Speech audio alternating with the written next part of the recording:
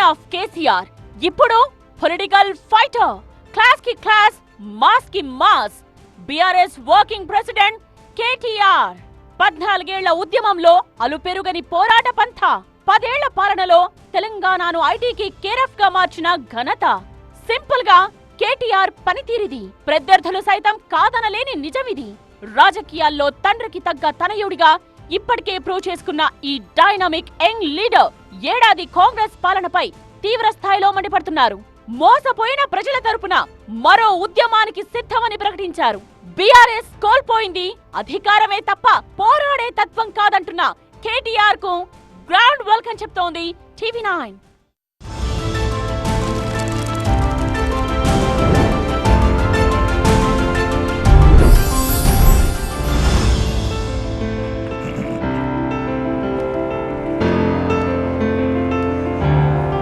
Welcome KTR గారు. Thank you Rajani గారు. So KTR గురించి వాట్ తెలంగాణ థింగ్స్ టుడేలో ఆయన ఇంట్రడక్షన్ వేయడం జరిగింది. కానీ ఇక్కడ నేను వాట్ తెలంగాణ థింగ్స్ టుడేలో ఈరోజు ప్రతిపక్షం ఈ సంవత్సర కాలంలో ఏం చేసింది, ఎలా ఉంది, ఎలా ఎమర్జ్ అయిందా లేదా, లేదు ఉద్దేశపూర్వకంగా కొంత వ్యతిరేకతను చొప్పిస్తుందా, ఇలాంటి విషయాలన్నీ కేటీఆర్ గారితో మాట్లాడు. కేటీఆర్ గారు 1 year కాలం మీకు ఎలా గడిచింది? కష్టంగా గడిచిందా? ప్రజలతో మళ్ళీ మమేకం అవడానికి స్కోప్ కనిపించిందా, లేదంటే అధికార పార్టీని ఢీకొట్టడానికి కొత్త ఎత్తుగడలు వేయడానికి అవకాశం కల్పించిందా? టీఆర్ఎస్గా పార్టీ పుట్టిన తర్వాత 2001 ఏప్రిల్ 27 పార్టీ ఆవిర్భావం జరిగింది. ఆ తర్వాత బహుశా 24 సంవత్సరాల్లో నాకు తెలిసి పార్టీ అత్యంత అధికమైన హైయెస్ట్ నెంబర్ ఆఫ్ ఛాలెంజెస్ ఎదుర్కొన్న సంవత్సరం ఈ సంవత్సరం నేను అనుకుంటాను. ఎందుకంటే మొదట 14 సంవత్సరాలు ఒక ఉద్యమ పార్టీగా ఎన్నో ఆటుపోట్లు ఎదుర్కొన్నప్పటికీ మేము ఆనాడు ఉద్యమ పార్టీగా కాబట్టి ఉమ్మడి ఆంధ్రప్రదేశ్లో ఆ రోజు పరిస్థితి వేరు. తర్వాత తెలంగాణ వచ్చింది. తెలంగాణ వచ్చిన తర్వాత ప్రజల ఆశీర్వాదం మాకు లభించింది. వరుసగా 2 పర్యాయాలు అధికారంలో ఉన్నాం. 2 పర్యాయాలు అధికారంలో ఉన్న తర్వాత అనూహ్యంగా కేవలం 4 లక్షల ఓట్ల తేడాతో ఓడిపోయిన ఈ సంవత్సర కాలం చూస్తే రజనీ గారు ఒక 4-5 పెద్ద సవాళ్ళు మాకు ఎదురైనాయి. ఒకటి అసెంబ్లీలో ఓటమి, రెండవది పార్లమెంట్ ఎన్నికల్లో ఓటమి, ఆ మధ్యలో కేసీఆర్ గారికి శారీరకంగా ఇబ్బంది కావడం, 3 నెలల పాటు దాదాపుగా ఆసుపత్రి, తర్వాత రికవరీ, కవిత గారు అరెస్ట్ కావడం, 5.5 నెలల పాటు జైల్లో, ఆ తర్వాత 10 మంది ఎమ్మెల్యేలు మా పార్టీ వదిలిపెట్టిపోవడం, ఇవన్నీ కూడా ఒక సంవత్సర కాలంలో జరిగినాయి. ఒకవైపు ఇవన్నీ జరుగుతూ ఉంటే కూడా ఇవాళ సరిగ్గా సంవత్సరం తర్వాత వెనక్కి తిరిగి చూస్తే నేను ఆనెస్ట్గా చెప్పగలను, నిటారుగా నిలబడమే కాకుండా బాక్సింగ్లో చెప్తారు ఎంత గట్టిగా పంచ్ చేయగలుగుతాం అన్నది కాదు, ఎంత గట్టిగా ఒక అవతలవాడు విసిరిన పంచ్ తీసుకొని తట్టుకొని కింద పడ్డా తిరిగి నిలబడగలుగుతావు అనేది ముఖ్యమని చెప్తారు. ఇవాళ ఖచ్చితంగా నేను చెప్పగలను, మా కార్యకర్తల నుంచి, గ్రామీణ స్థాయిలో ఉండే కార్యకర్తల నుంచి మొదలు పెడితే రాష్ట్ర స్థాయిలో ఉండే నాయకుల దాకా ఒక ఆత్మవిశ్వాసం కనబడుతోంది. మళ్ళీ తిరిగి తప్పకుండా అధికారంలోకి వస్తాం, తిరిగి తప్పకుండా మంచి రోజులు వస్తాయని ఒక విశ్వాసం కనబడుతోంది. అంటే దానికి ముమ్మాటికి కారణం 2. ఒకటి పోరాట పటిమ కోల్పోలేదు, పోయింది అధికారమే తప్ప పోరాట పటిమ పోలేదు. రెండోది అధికారం పోయింది కానీ ప్రజల్లో అభిమానం మాత్రం పోలేదు, అది మాత్రం వాస్తవం. కానీ మీరు అంటున్నారు కానీ ఇంకా తడబడుతూనే ఉన్నారు. అధికారం కోల్పోయిన తర్వాత బీఆర్ఎస్ బలహీనమైన పార్టీగా, అది 10 సంవత్సరాలు అధికారంలో ఉండి పవర్ పోయిన తర్వాత అత్యంత బలహీనమైన పార్టీగా మారిపోయింది.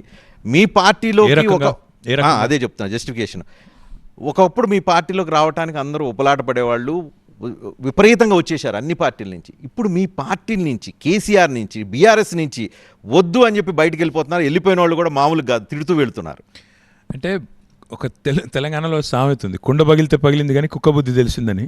ఇప్పుడు మాకు నిజానికి ఒక రకంగా ఈ ఓటమి చాలా మంచి చేసింది. ఎందుకంటే ఎవరు మావారు, ఎవరు నిజంగా మా వాళ్ళు, ఎవరు నిజంగా మాకు పార్టీకి అభిమానంగా ఉన్నవాళ్ళు, ఎవరు నిజంగా విధేయతతో నాయకుడి పట్ల విశ్వాసంతో ఉన్నవాళ్ళు, ఎవరికి నిజంగా ఈ పార్టీ మీద అభిమానం ఉందనేది మాకు కూడా స్పష్టంగా అర్థమవుతోంది. అధికారం కోసం మాతో పాటు ఉండి అంగలార్చి ఆనాడు 10 ఏళ్ళ పదవులు అనుభవించి ఇవాళ పోయేటప్పుడు 2 రాళ్ళు వేసిపోతామంటే అది వారి విఘ్నత, దానికి నేను చెప్పగలిగింది ఏం లేదు. కానీ రాజకీయాల్లో పార్టీ మార్పులు కానీ పార్టీ నుంచి మళ్ళీ దూరం అవడం కానీ అది పెద్ద విషయం కాదు. But at the end of the day మీరు గమనిస్తే సంవత్సర కాలంలో మేము ఎదుర్కొన్నన్ని సవాళ్ళు, మేము తిన్నన్ని ఎదురు దెబ్బలు, ఇన్ని తిని కూడా ఈరోజు కూడా బీఆర్ఎస్ ఇవాళ ప్రతిరోజు ముఖ్యమంత్రి గారు ఎక్కడ మాట్లాడినా కేసీఆర్ గారి పేరు కానీ బీఆర్ఎస్ పేరు కానీ తీసుకోకుండా ఒక్క పూట కూడా గడవదు ఆయనకు. అంటే ఏ రకమైన ప్రభావం ఈరోజు రాష్ట్ర రాజకీయాల్లో కేసీఆర్ గారిది బీఆర్ఎస్ ఉందో దాన్ని బట్టి చెప్పొచ్చు. వాళ్ళ కాంగ్రెస్ పార్టీ నాయకులు ఒక ముఖ్యమంత్రి కాదు, గ్రామ స్థాయి నుంచి రాష్ట్ర స్థాయి దాకా ఎవరు మాట్లాడినా కేసీఆర్ జపం లేకుండా బీఆర్ఎస్ పేరు తీయకుండా మాత్రం ఉండే పరిస్థితి లేదు. ఈ సంవత్సర కాలం నాకైతే ఒకటి అనిపిస్తుంది, ఈ సంవత్సర కాలంలో ఇంతకుముందు కేసీఆర్ చుట్టూ మొత్తం అంతా జరిగేది, ఇప్పుడు కేటీఆర్ చుట్టూ మొత్తం అంతా తిరుగుతుందా అని. లేదండి, అంటే ఇప్పుడు అల్టిమేట్గా అందరం కూడా, నేను పార్టీకి వర్కింగ్ ప్రెసిడెంట్గా ఉన్నాను. కేసీఆర్ గారు కేవలం పార్లమెంట్ ఎన్నికలప్పుడు, ఆ తర్వాత కృష్ణా రివర్ మేనేజ్మెంట్ బోర్డు సందర్భం అప్పుడు నల్గొండలో బహిరంగ సభ పెట్టినప్పుడు మాత్రమే బయటకు వచ్చారు.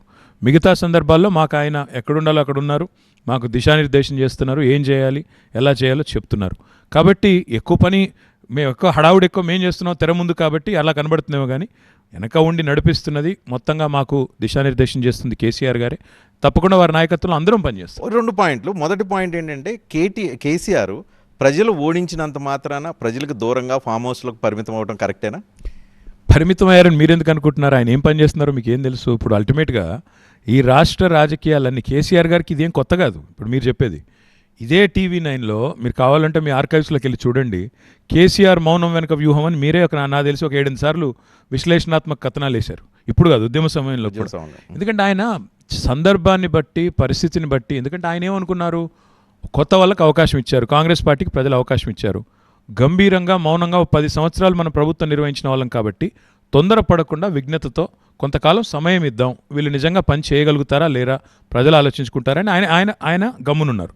అయితే కాంగ్రెస్ పార్టీ మాత్రం మొదటి రోజు నుంచే శ్వేతపత్రాల పేరిట మా మీద దాడి మొదలుపెట్టింది శాసనసభలో. మాకు తప్పలేదు, ప్రతిస్పందించక తప్పలేదు, ప్రతి విమర్శ తప్పలేదు, ఎదురు దాడి తప్పలేదు.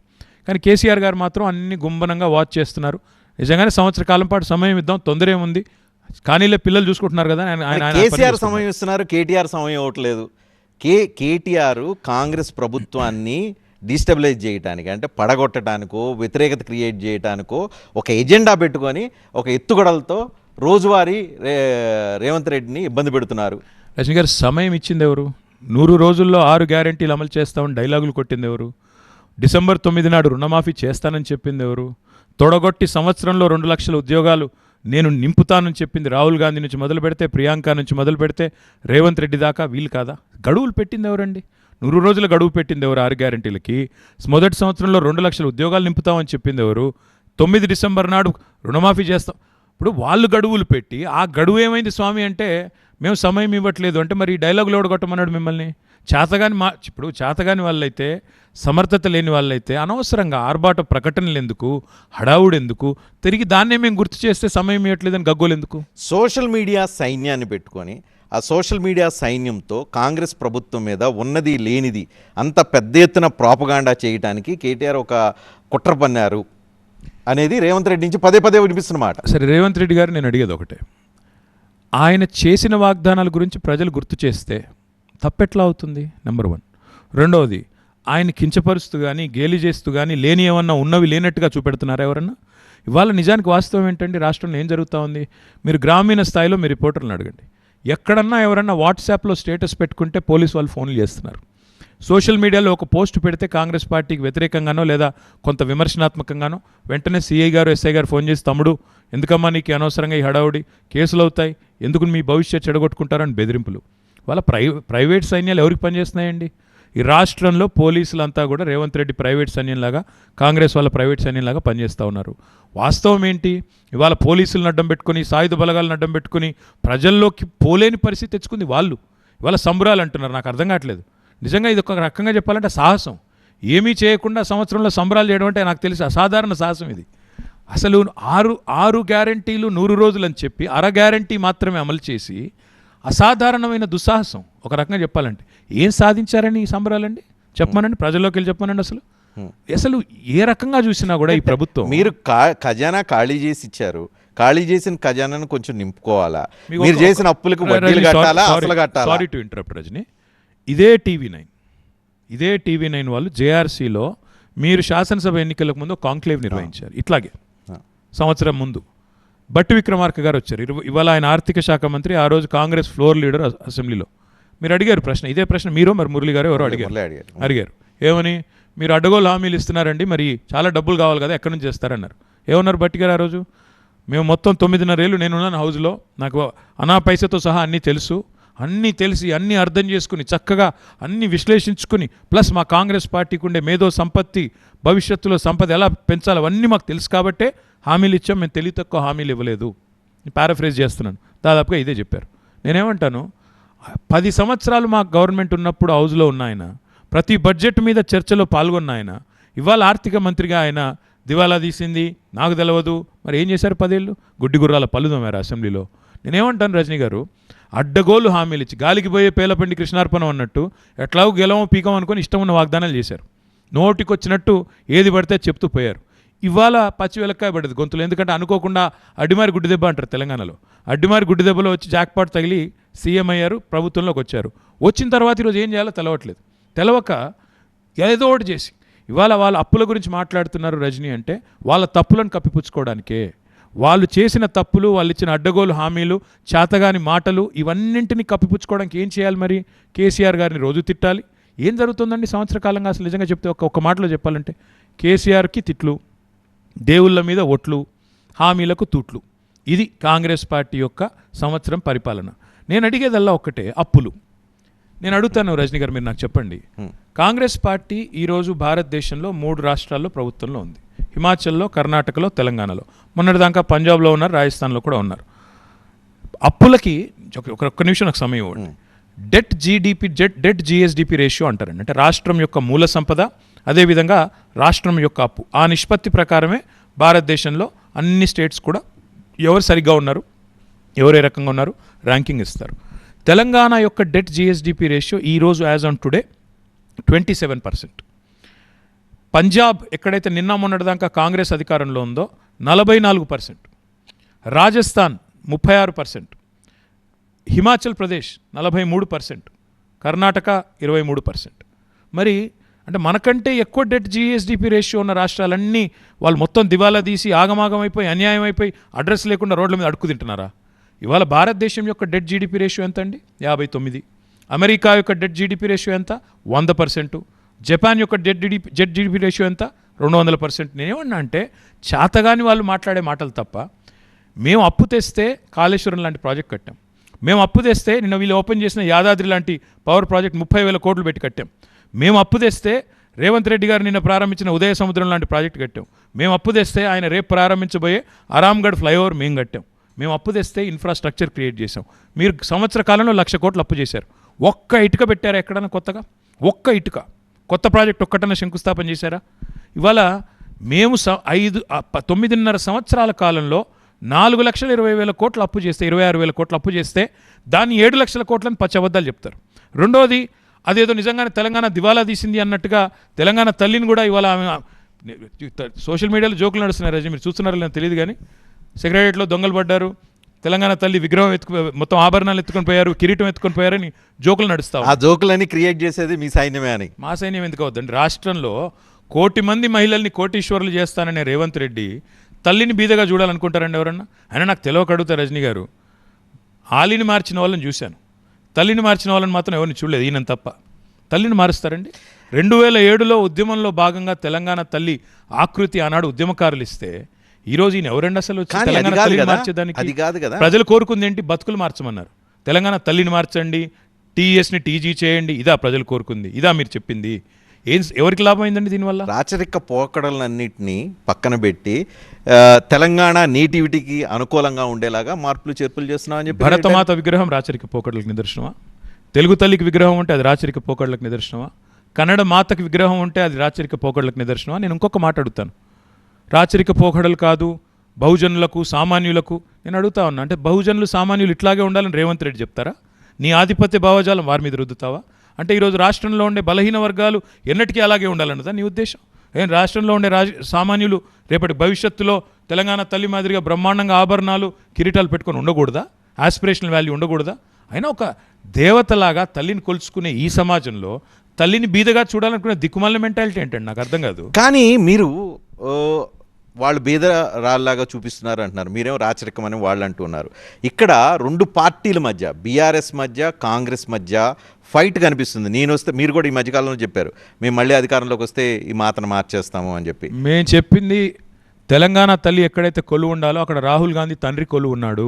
ఖచ్చితంగా రాహుల్ గాంధీ తండ్రిని కాంగ్రెస్ పార్టీ ఆఫీస్ ఖచ్చితంగా పంపుతాం. ఇంకోటి వాళ్ళు పెడుతున్న తెలంగాణ తల్లిని కాదు, సారీ, వాళ్ళు పెడుతున్నది కాంగ్రెస్ తల్లిని, ఢిల్లీ తల్లిని. ఇట్లా అభయాస్తం పెట్టి చేతి గుర్తు పెట్టుకొని కాంగ్రెస్ వాళ్ళు ఇక్కడ గాంధీ భవన్లో పెట్టాల్సిన బొమ్మని సెక్రటేరియట్లో పెట్టి దాన్ని తెలంగాణ తల్లి అంటే మెడ మీద తలకాయ ఉన్నాడు ఎవడు కూడా ఒప్పుకోడు. మెడకాయ మీద తలకాయ. సో రేపు మీరు వస్తే అది తీసేస్తామంటున్నారు, వాళ్ళు వస్తే మీరు తీస్తామంటున్నారు, మీరు వస్తే వాళ్ళు తీస్తామంటారు. మేము కొత్తగా ఏం చేయట్లేదు. మేము ఈ పనికిమాలిన పనులు రేవంత్ రెడ్డి ఏదైతే చేస్తున్నాడో ఆయన గుర్తు చేసేది ఈ రోజు కాదండి. మీకు ఒకసారి చిన్నగా ఒక నిమిషం నాకు టైం ఇవ్వండి. ఒకనాడు ఆంధ్ర భాషోద్యమం నడిచిన నాడు, ఆనాడు ఆంధ్ర సోదరులు మద్రాస్ ప్రెసిడెన్సీలో భాగంగా ఉన్ననాడు, ఆంధ్ర ప్రాంతం మద్రాసు నుంచి వేరుపడాలనే కోరికతో పోరాటాలు జరిగిన నాడు ఆంధ్ర మాత ఉండేది. తదనంతరం ఇక్కడ తెలంగాణ ప్రాంతంలో ఆనాడు నైజాంకు వ్యతిరేకంగా పోరాటాలు జరిగే క్రమంలో మహాకవి దాశరథి గారు కానీ, అదేవిధంగా రావెల్ల వెంకటరామారావు గారు కానీ, మహాకవి దాశరథి గారు ఆనాడే రాశారు పద్యాలు 70-75 ఏళ్ళ కిందట, నా తెలంగాణ తల్లి కంజాతవల్లి అని. ఆ తర్వాత రావెల్ల వెంకటరామారావు గారు ఇంకా అద్భుతంగా రాశారు, కథనాన శత్రువుల కుత్తుకను. అంటే ఎంత అద్భుతంగా రాశారంటే తెలంగాణ తల్లిని అభివర్ణిస్తూ గ్లోరియస్గా. అప్పుడే 70వ దశకంలో, 70 ఏళ్ళ కిందట, 70వ దశకంలో కాదు 50స్లో రాసిన పద్యాలు ఉన్నాయి, కవితలు ఉన్నాయి. అల్టిమేట్గా తెలంగాణ ఉద్యమం అంటూ వచ్చిన తర్వాత అసలు తెలుగు తల్లి ఎప్పుడు వచ్చిందండి? 1956లో 2 రాష్ట్రాలు కలిసిన తర్వాత, 2 ప్రాంతాలు కలిసిన తర్వాత, ఆంధ్రప్రదేశ్ ఏర్పడ్డ తర్వాత తెలుగు తల్లి విగ్రహాలు ఎక్కడెక్కడున్నాయి రజనీ గారు? 2 చోట్ల మాత్రమే ఉండేది రాష్ట్రంలో. ఒకటి సెక్రటేరియట్ ముందు, రెండోది మహబూబ్ నగర్లో, మూడవది తర్వాత తెలంగాణ ఉద్యమం వచ్చిన తర్వాత తిరుపతిలో పెట్టారు. మేమనేది ఏమంటే అల్టిమేట్గా ఆనాడు తెలంగాణ తల్లి ఎక్కడి నుంచి ఆవిర్భవించింది? తెలంగాణ ఉద్యమంలో ఆనాడు రావెల్ల వెంకటరామారావు గారు, అదేవిధంగా అంతకంటే ముందు దాశరథి గారు ఎంతైతే గ్లోరియస్గా చెప్పారో, అందులోంచి ఉద్యమంలోంచి తెలంగాణ ప్రజలు తమ రాష్ట్రాన్ని, తమ ప్రాంతాన్ని ఎంత గొప్పగా చూడాలనుకుంటున్నారో అందులోంచి వచ్చింది తెలంగాణ తల్లి. ఇవాళ వీళ్ళ దివాలాకోరు మనస్తత్వం, వీళ్ళ ఇంటలెక్చువల్ బ్యాంక్రప్సీ వల్ల, తల్లిని బీదరాలుగా చూడాలనే దరిద్రపు ఆలోచన వల్ల ఎవరైనా తల్లిని మార్చి ఇంత దిగజారుడు రాజకీయం ఏంది? ఏం దౌర్భాగ్యం ఇది? మొత్తం హయ్యెస్ట్ పర్ క్యాపిటా భారతదేశంలో అత్యధిక తలసరి ఆదాయం కలిగిన రాష్ట్రం ఏది రజనీ గారు? తెలంగాణ. మరి తెలంగాణ కంటే బీదదైన ఆంధ్రప్రదేశ్ ఏమో ఘనంగా ఉండాలంట, అక్కడ తెలుగు తల్లి మాత్రం బంగారు కిరీటం, బంగారు ఆభరణాలు ధరించి ఉండాలి. కానీ తెలంగాణ కాడికి వచ్చేసరికి రేవంత్ రెడ్డి భావదారిద్ర్యం వల్ల ఒక బీదరాలిగా కనబడాలా? ఇదేం దరిద్రపు ఆలోచన విధానం? ఒక ముఖ్యమంత్రి తన సొంత రాష్ట్రాన్ని దివాలా తీసిన రాష్ట్రంగా చెప్పుకుంటే దివ్యమైన రాష్ట్రాన్ని అంతకంటే భావదారిద్ర్యం ఉంటుంది. కానీ మీరు ప్రతిపక్షంలోకి వచ్చిన తర్వాత మళ్ళీ తెలంగాణ సెంటిమెంట్ను రగిలించడానికి ఒక ప్రయత్నం, రగిలించేదేం లేదు, తెలంగాణ తల్లి రూపంలోనో ఇంకో రూపంలోనో సెంటిమెంట్ రగిలిస్తున్నారు. నేను ఒకటి అడుగుతాను రజని, ఇప్పుడు మేము చెప్పాము ఆయనకి, నువ్వు తెలంగాణ తల్లి విగ్రహం పెట్టాల్సిన చోట రాజీవ్ గాంధీ విగ్రహం పెట్టమని పనికిమాలిన సలహా ఇచ్చిన పరవట్టు మేధావేవుడు మేమా? ఆయన పాటికి ఆయన చేస్తున్నప్పుడు మేము తెలంగాణ ఉద్యమకారులుగా ఉద్యమంలోకి వచ్చిన వాళ్ళం, జైళ్ళలో మగ్గి ఆనాడు తెలంగాణ రాష్ట్రాన్ని సాధించిన వాళ్ళం. మాకు రాదా ఆవేశం? ఆనాడు రైఫిల్ పట్టుకొని మా మీదకి వచ్చినాడు, ఇవాళ జాక్పాట్తో సీఎం అయితే ఇంక మొత్తం తెలంగాణ రూపురేఖలు మార్చేస్తా, తెలంగాణ తల్లిని మార్చేస్తా, కేసీఆర్ ఆనవాళ్ళు లేకుండా చేస్తా అని మా మీద కోపంతో ఇవాళ మొత్తం తెలంగాణ చరిత్రనే, ఇవాళ తెలంగాణ తల్లిని మాయం చేశాడు, కాంగ్రెస్ తల్లిని పెడుతున్నాడు, రేపు తెలంగాణ రాష్ట్రాన్ని మాయం చేస్తాడేమో, అప్పుడు కూడా గమ్మునే ఉండాలా? సెంటిమెంట్ వద్దు అని నేనేమంటున్నా అంటే సెంటిమెంట్ ఎక్కడా పోలేదు. రేపు టీఆర్ఎస్కి ఏమన్నా నష్టం జరిగిన రాజకీయంగా తెలంగాణ సెంటిమెంట్ ప్రజల్లో బలంగానే ఉంది. కేసీఆర్ గారి దీక్షా దివస్ గుర్తుంది, డిసెంబర్ 9 విజయ దివస్ గుర్తుంది, 29 నవంబరు డిసెంబర్ 9 వల్లనే జూన్ 2 వచ్చిందనే వాస్తవం కూడా ప్రజలకు తెలుసు. అది ఎక్కడా పోలేదు. మళ్ళా చెప్తా ఉన్నా నేను, పోయింది మాకు అధికారం మాత్రమే, ప్రజల్లో అభిమానం పోలేదు, తెలంగాణ భావన ఎన్నటికీ పోదు. అభిమానం పోలేదని ఒప్పుకుంటారా?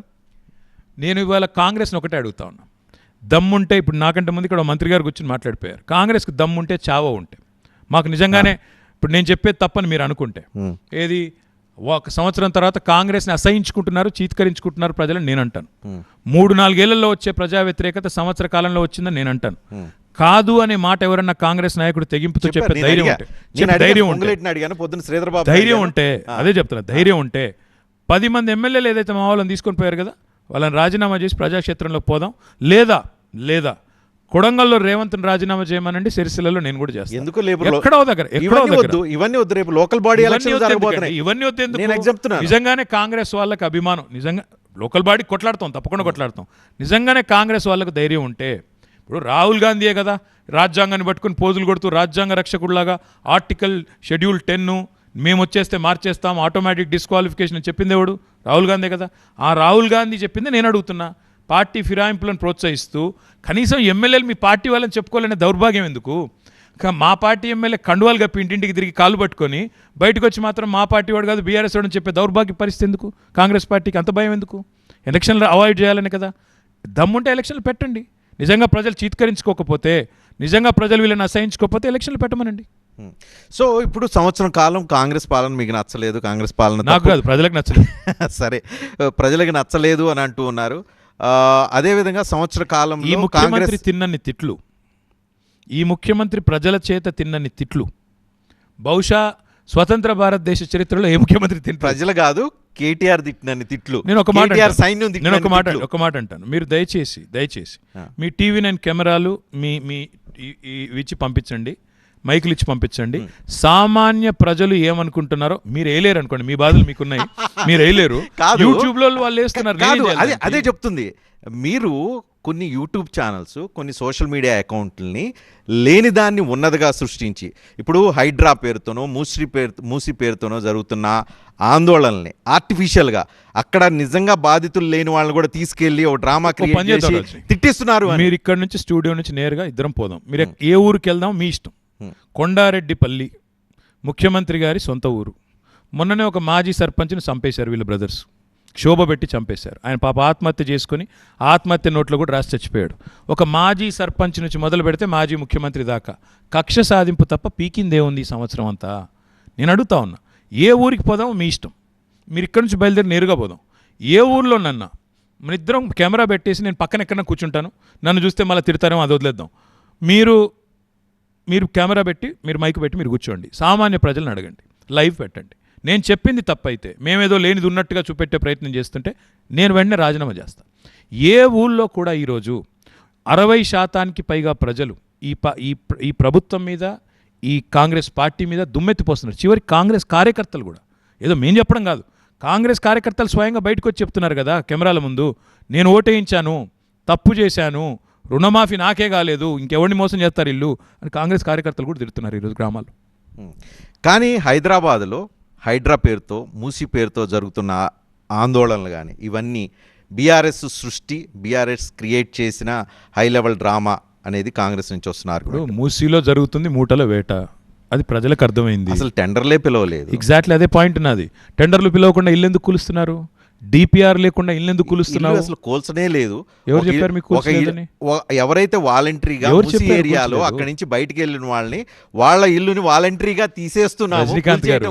రజనీకాంత్ గారు, మీరు ఒక్కసారి దయచేసి మీ కెమెరాలను మూసి పరివాహక ప్రాంతంలో ఇల్లు కూల్చిన కాడికి, చిన్న పిల్లలు కూలిపోయిన ఇంట్లో వాళ్ళు ఇటుకలు పేర్చి మళ్ళీ ఇల్లు కట్టే ప్రయత్నం చేస్తున్నారు. చూసి చూడలేదంటే ఎట్లా రజనీ? ఈ ప్రభుత్వానికంటే సరే నిజాలు అంగీకరించడానికి మనసు ఒప్పకపోవచ్చు. మీరు టీవీ9 వాళ్ళు దయచేసి, చిన్న పిల్లలు తమ ఇల్లు ప్రభుత్వం కూల్చితే ఇద్దరు చిన్న పిల్లలు వచ్చి ఇటుక మీద ఇటుక పేర్చి వాళ్ళు ఇల్లు కట్టే ప్రయత్నం చేస్తూ ఉన్నారు మూసీలో. నేనేమంటున్నాను, అల్టిమేట్గా ప్రాజెక్ట్ చేస్తారా చేయరా ప్రభుత్వం ఇష్టం, కానీ వాస్తవం ఏంటి? 50,000 కోట్లు అని మొదటి చెప్పింది ఎవరు? ముఖ్యమంత్రి రేవంత్ రెడ్డి. కాదు 70,000 కోట్లు అని 2 రోజుల తర్వాత చెప్పింది ఎవరు? పర్యాటక శాఖ మంత్రి జూపల్లి కృష్ణారావు. గోపన్పల్లి ఫ్లైఓవర్ దగ్గర మూసీ కోసం 150,000 కోట్లు అని చెప్పింది ఎవరు? మళ్ళీ రేవంత్ రెడ్డి. ఆ తర్వాత అసలు 150,000 కోట్లు అని చెప్పిన సన్నాసేవుడు అన్నవాళ్ళు ఎవరు? రేవంత్ రెడ్డి. ఆ తర్వాత మళ్ళీ అసలు డిపిఆర్ఏ లేకుండా ఎక్కడి నుంచి వస్తాయి డబ్బులు, ఇవన్నీ ఎక్కడి నుంచి వస్తున్నాయి అంచనాలు అన్నదెవరు? ఉప ముఖ్యమంత్రి బట్టి విక్రమార్క. మీరేమంటున్నారు ఇప్పుడు? టెండరే లేకుండా ఎట్లా జరుగుతుంది? నేను అనేది అదే, ఇవేవీ లేకుండా అధ్యయనమే జరుగుతుంది కదా ఇక్కడ. నేను అనేది అదే, మరి ఏమి చేయాలని అధ్యయనం జరుగుతున్నప్పుడే ఇంత గోల్మాల్ చేస్తున్నప్పుడు, ఏమీ లేకుండానే మాటల్లోనే మూటలు దొరికిపోతున్నప్పుడు, 50 నుంచి 70, 70 నుంచి 150 అయిపోతున్నప్పుడు ప్రజలకు అనుమానాలు రావడంలో తప్పే ఉంది. మేమనేది అదే. ఇవాళ మూసీ వెనుక ఉన్న ఎజెండా ఏమిటి? మూసీ వల్ల మురిసే రైతులు ఎంతమంది? మూసీ వల్ల సృష్టించే ఉద్యోగాలు ఎన్ని? నువ్వు అసలు చెప్పిన ఆర్బాటపు 6 గ్యారంటీలు పక్కకు పెట్టి ఎవడడిగాడు నిన్ను మూసి? నీ ఉద్దేశం ఏంటి అసలు? మూసి నల్గొండ ప్రజలు విషంపూరితమైన నీళ్లు తాగుతూ ఉన్నారు. వాళ్ళ ఓట్లు మీకు వద్దా? వాళ్ళు ఈ తెలంగాణలో లేరా అనేది మీకు వస్తున్న సూటి ప్రశ్న. నేను సూటిగా చెప్పేది ఒకటే, మీరు కాంగ్రెస్ వాళ్ళ భావదారిద్రపు మాటలు అంటే పాపం నేనేం చేయలేను. ఒకటి మాత్రం చెప్పగలను, 60 ఏళ్ళు నల్లగొండకు విషపు నీళ్లు తాగించిందే కాంగ్రెస్ ఫ్లోరోసిస్తో. దాన్ని తొలగించి మిషన్ భగీరథ నీళ్లు తాగించింది మేము. నెంబర్ 1. నెంబర్ 2, ఇప్పుడు మీరు చెప్పారా ఏది మూసీ వల్ల విషపు నీళ్ళని, 100% ఎస్టీపీలు కట్టిందే మేము రజనీ గారు. ఇప్పుడు ఆ ఎస్టీపీలకు రిబ్బన్లు కట్ చేస్తున్నది, గోడలకు సున్నాలు వేస్తున్నది రేవంత్ రెడ్డి. ఇప్పుడు 4,000 కోట్ల రూపాయలతో 100% ఎస్టీపీలు హైదరాబాద్లో కట్టింది బీఆర్ఎస్ ప్రభుత్వం. నిజంగా రేవంత్ రెడ్డికి నల్లగొండకు నీళ్ళు ఇవ్వాలన్న చిత్తశుద్ధి ఉంటే, మూసీ ప్రక్షాళన చేయాలన్న చిత్తశుద్ధి ఉంటే, రీజువనేషన్ అనే చిత్తశుద్ధి ఉంటే, పునరుజ్జీవం అన్న చిత్తశుద్ధి ఉంటే ఆయన చేయాల్సింది ఒకే పని. 4,000 కోట్లతో ఎస్టీపీలు ఏవైతే కట్టామో 90% పూర్తయినాయి, మిగతా 10% పూర్తి చేయాలి. కొండపోచమ్మ సాగర్ నుంచి నీళ్లు తెచ్చి గండిపేటలో పోస్తే కేవలం 1,100 కోట్ల రూపాయలతో స్వచ్ఛమైన నీళ్లు నల్లగొండకు పోతాయి. మరి దానికి 150,000 కోట్లు ఎందుకు? ఎవడి కోసం? ఢిల్లీకి మూటలు పంపడానికి. కాకపోతే 1,100 కోట్ల రూపాయలతో ఈ ప్రాజెక్టు చేయవచ్చు అని 18 మే 2023 నాడు మేము ఆనాడు తెలంగాణ క్యాబినెట్లో అధికారులు చెప్తే తీర్మానం చేసి కొండపోచమ్మ సాగర్ నుంచి గండిపేటకు, అంటే గోదావరి నీళ్ళు తీసుకొచ్చి కృష్ణా ఉపనదిలో పోసి రెండింటి అనుసంధానం చేశాం. చేయడానికి ప్రణాళిక రూపొందించాం. ఇవాళ 1,100 కోట్లతో అయిపోయేదానికి 150,000 కోట్లు ఖర్చు పెట్టాలి అని ముఖ్యమంత్రి అంటే ఢిల్లీకి మూటల కోసం కాకపోతే దేనికోసం అనాలి? నేను చెప్పండి మీరు నాకు. నల్లగొండకు నీళ్ళు ఇవ్వాలంటే 1,100 కోట్లు చాలు. దానికి ఇదంతా ఎందుకు, ఆర్భాటం ఎందుకు? సో సరే, నల్గొండ వాళ్ళకి మీరు సొల్యూషన్ చెప్పారు. మూసీలో మురికి కంపులో, మురికి కూపంలో బతుకుతున్న వాళ్ళు మంచి ఆహ్లాదకరమైన ప్లేస్లో, మంచి డబుల్ బెడ్రూమ్ ఇంట్లో వాళ్ళు ఉండొద్దా? మళ్ళా చెప్తున్నారు రజనీ గారు, మీరు ఇప్పుడు మూసీ పరివాహక ప్రాంతానికి మీరు వెళ్ళి మీ మైక్ పెట్టండి. అక్కడ ఉన్న వాళ్ళ ఒక్కొక్క ఇల్లు విలువ కోట్లల్లో ఉంటుంది.